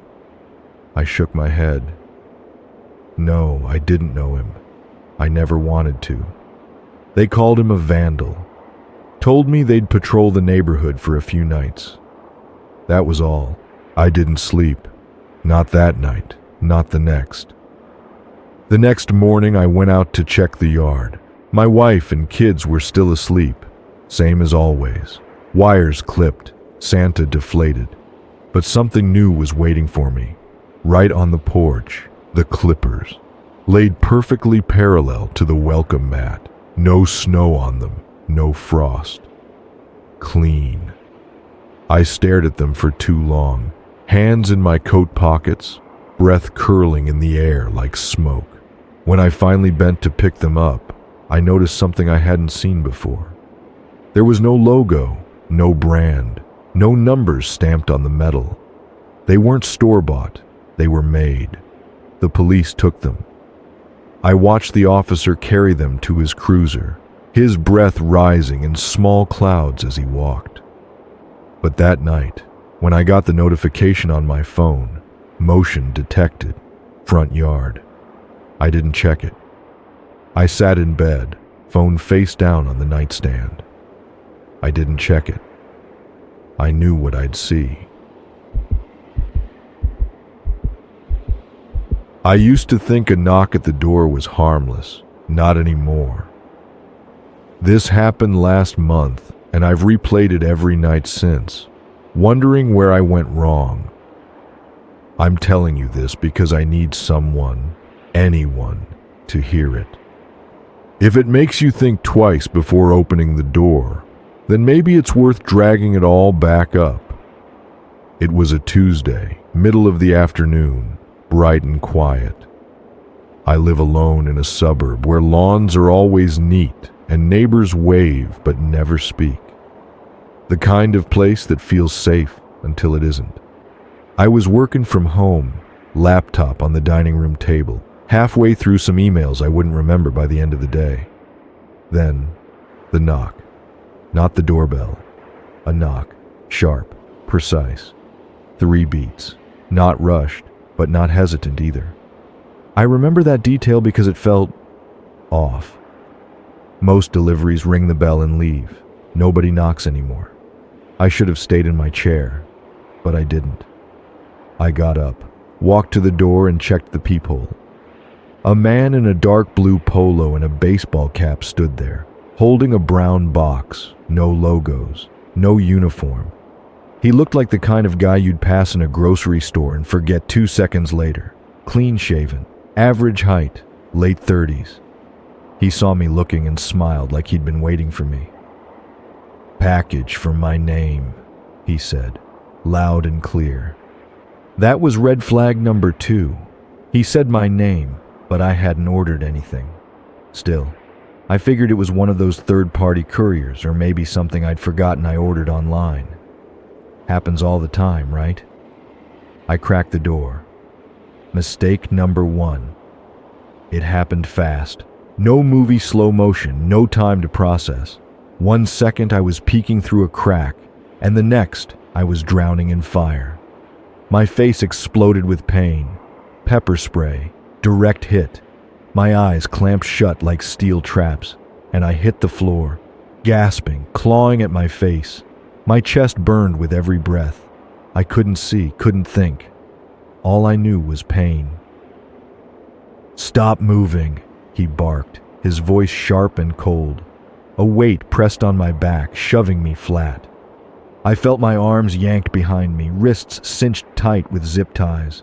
The plastic dug into my skin, biting deeper every time I struggled. I thrashed on instinct, legs kicking wildly. He stomped on my ankle, hard. The snap wasn't loud, but I felt it. Like stepping wrong on a curb, only 1,000 times worse. White-hot pain shot up my leg, and my whole body locked up. He leaned close, his breath hot on my ear. "Don't be stupid," he whispered. I wasn't stupid after that.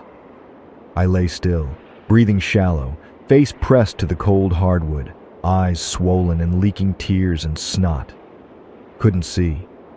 Couldn't fight. My world was just pain and sound. Drawers yanked open, things tossed on the floor, the rattle of keys, heavy footsteps moving from room to room, slow and deliberate. He wasn't rushing. Why wasn't he rushing? I lost track of time. Could have been 10 minutes. Could have been 30. Every sound was louder than it should have been. The thump of my own pulse, the scuff of his shoes, the scrape of drawers sliding out too far and clattering on the floor. He wasn't stealing big things. I knew that much. My TV didn't move.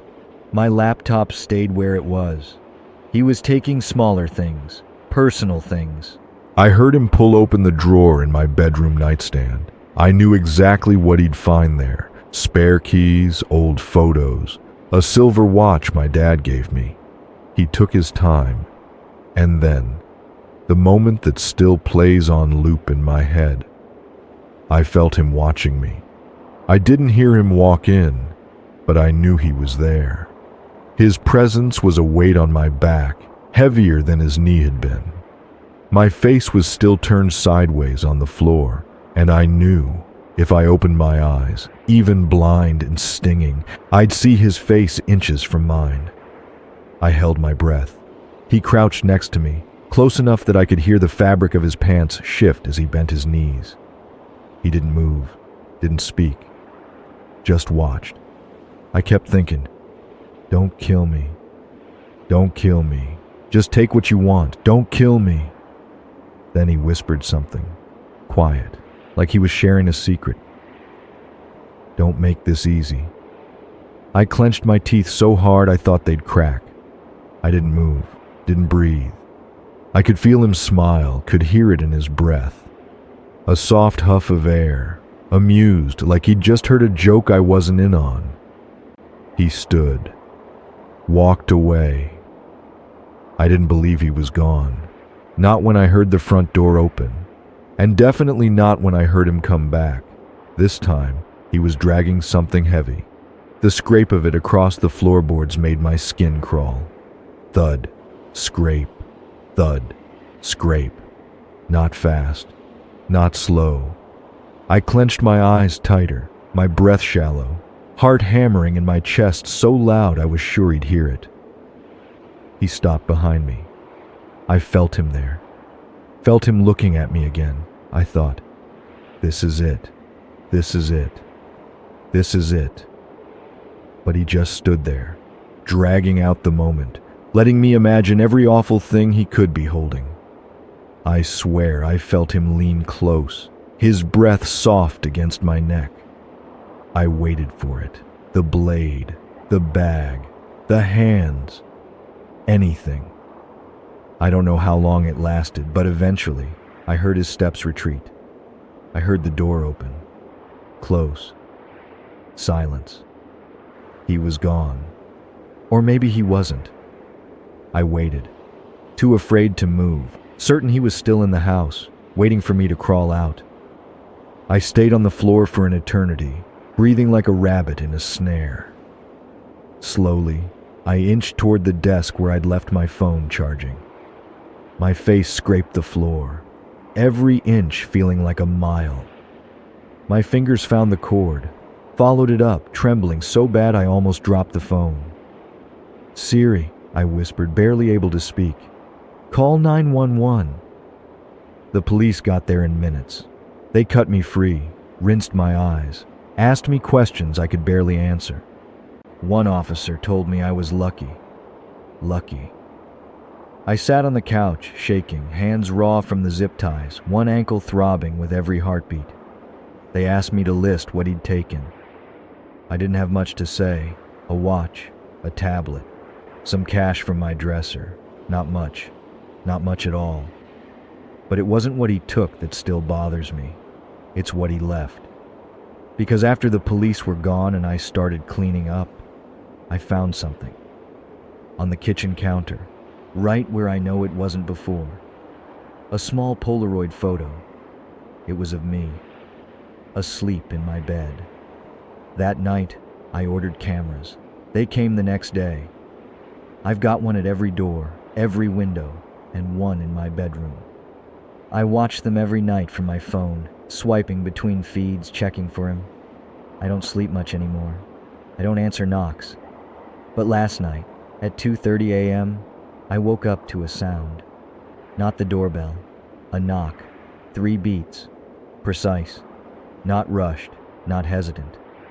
I stared at the camera feed on my phone. There was nobody there, but I heard it.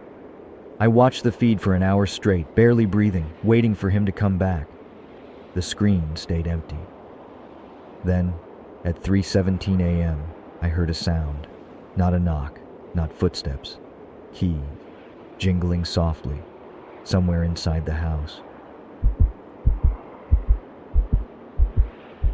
You left too soon. That's what the note said. I'll get to that part. But if I'm going to tell this right, I need to start at the beginning. It was Christmas Eve, around 8:45 p.m., and I was at Fairview Market. The store was chaos, not festive, not cozy, just pure frenzy. Crying kids, stressed parents, carts crashing into each other like bumper cars. I had only gone in for milk, bread, and a box of those cheap Christmas cookies with the sprinkles. But somehow, I ended up in the middle of the nightmare. I weaved through the aisles, keeping my head down, just trying to get in and out. I hate crowds. I hate small talk even more. The store was packed with last-minute shoppers, and I could feel the anxiety of it pressing in on me, filling the space like fog. That's when I saw him. He wasn't holding a basket or a cart, no coat, no phone in his hand. Just a man. Mid-40s, pale, unshaven, eyes sunk so deep it looked like he hadn't slept in years. He stood at the end of the bread aisle, arms slack at his sides, watching the shelves like he'd never seen bread before. His head turned slowly as I passed, like a ventriloquist dummy tracking me with its dead eyes. At first, I didn't think much of it. People are weird. I'm weird. We're all weird. But then I saw him again. Frozen foods this time. I was grabbing a bag of peas when I spotted him at the other end of the aisle. Same posture, same dead-eyed stare, same emptiness in his hands. No basket, no cart, no food. His gaze wasn't locked on me, but it wasn't looking through me either. It was like he was watching the air around me. A cold pulse of adrenaline hit my chest. My fingers tightened on the bag of frozen peas, and I shoved it into my cart a little too hard. I glanced over at him again, thinking maybe he'd move, maybe he'd walk away. He didn't. I left the aisle. Not fast, but not slow either. Somewhere between I'm in control and get me the hell out of here. I took the next few turns randomly, dodging clusters of shoppers, cutting through empty aisles on purpose just to see if I'd see him again. I did. He was waiting at the end of the produce section, near the bananas. Same distance, same angle, same stillness. His head tilted slightly as I stopped in my tracks, like he knew I saw him. I did something dumb. I stared back. I don't know why. Maybe I thought if I met his eyes, he'd feel the awkwardness of being caught and snap out of it. Oops, you caught me being weird. Ha ha! But it didn't work like that. He didn't look away. I felt something old and instinctual tighten in my chest, like I just realized the man-shaped shadow in the woods wasn't a shadow. My brain tried to explain it away. Maybe he worked at the store. Maybe he was waiting for someone. But my gut told me something else entirely. He was waiting for me. I hurried to self-checkout, heart tapping a frantic rhythm in my chest. I scanned my bread, my milk, my cookies. I swiped my card too fast and had to do it again. Every second, I was aware of the entrance to self-checkout behind me. I kept my head down, but I felt it. You know that sensation, that magnetic pull that tells you someone's watching? I glanced back. He was there, just standing at the edge of the self-checkout area, hands at his sides, head tilted, watching, not browsing, not looking around, watching me. My heart rate shot up so fast it made my face hot. I turned back to the machine, my fingers moving like I'd forgotten how to be human. Tap screen, scan item, shove it into the bag. My breath was too loud, too fast, and I knew if I looked again, he'd still be there. I didn't look. I finished the transaction, grabbed my bags, and walked out of the store as casually as I could. I could feel his eyes on the back of my neck like cold fingers brushing my skin. I didn't look back, not until I reached the parking lot. The lot was darker than it should have been. Half the overhead lights were dead or flickering, casting long twitching shadows between the cars. It had rained earlier, so the pavement was slick, shining like black glass. I parked far away, like an idiot. I could see my car, but it felt too far. Every step echoed. Every breath fogged the air. I glanced behind me once. He wasn't there. Good. I picked up my pace. The keys were already in my hand, knuckles tight around them. The stupid self-defense key grip you see in YouTube videos. It made me feel a little better, even if I knew it wouldn't do much. Then I heard it. Tap, tap, tap. Footsteps. Not running, not rushing. Matching mine, step for step. I stopped. So did the footsteps. My throat closed up tight. Slowly, I looked back. He was 20 feet behind me, framed between two cars. His head was tilted just a little further than it should have been, like it took too much effort to hold it up straight. His eyes were locked on me, and for the first time, I realized something that made my stomach twist. He wasn't breathing. I unlocked my car with the key fob and threw the bags in the back seat. I got in, locked the doors, and shoved the key into the ignition. My hands were shaking so badly that I missed it the first time. When I finally started the engine, I glanced up. He was closer, 10 feet, just standing there, not walking, not running, just closer. I threw the car into reverse so fast the tires screeched. My heart was a hammer in my ribs, smashing against bone. I didn't care if I hit another car. I didn't care about anything except getting away. I shot out of the lot, almost hitting a van. Turned onto the main road, hands white-knuckled on the wheel. I kept checking the rearview mirror every few seconds. I didn't see him. I didn't see anything. I drove in circles for 20 minutes, took left turns, U-turns, side streets. I didn't go home. Not right away. I needed to be sure. But you can't be sure, can you? When I finally pulled into my apartment complex, it was almost 10 p.m. My nerves were so frayed I couldn't think straight. I grabbed my bags and hurried inside, locking the deadbolt, bolting the chain, checking them twice. I stood there, forehead pressed to the door, listening for footsteps outside. Nothing. No footsteps. No breathing. No man. I exhaled, long and shaky, and finally let myself breathe. My arms were so tense they ached. I put away the groceries, made tea, sat on the couch, and scrolled my phone until my eyes felt heavy. I fell asleep like that. Blanket on my lap, phone in my hand. At 2:33 a.m., I woke up. The air in my apartment had changed. I don't know how else to explain it. It was thicker, heavier. It felt like something was in the room with me. My phone was dead. My tea was cold.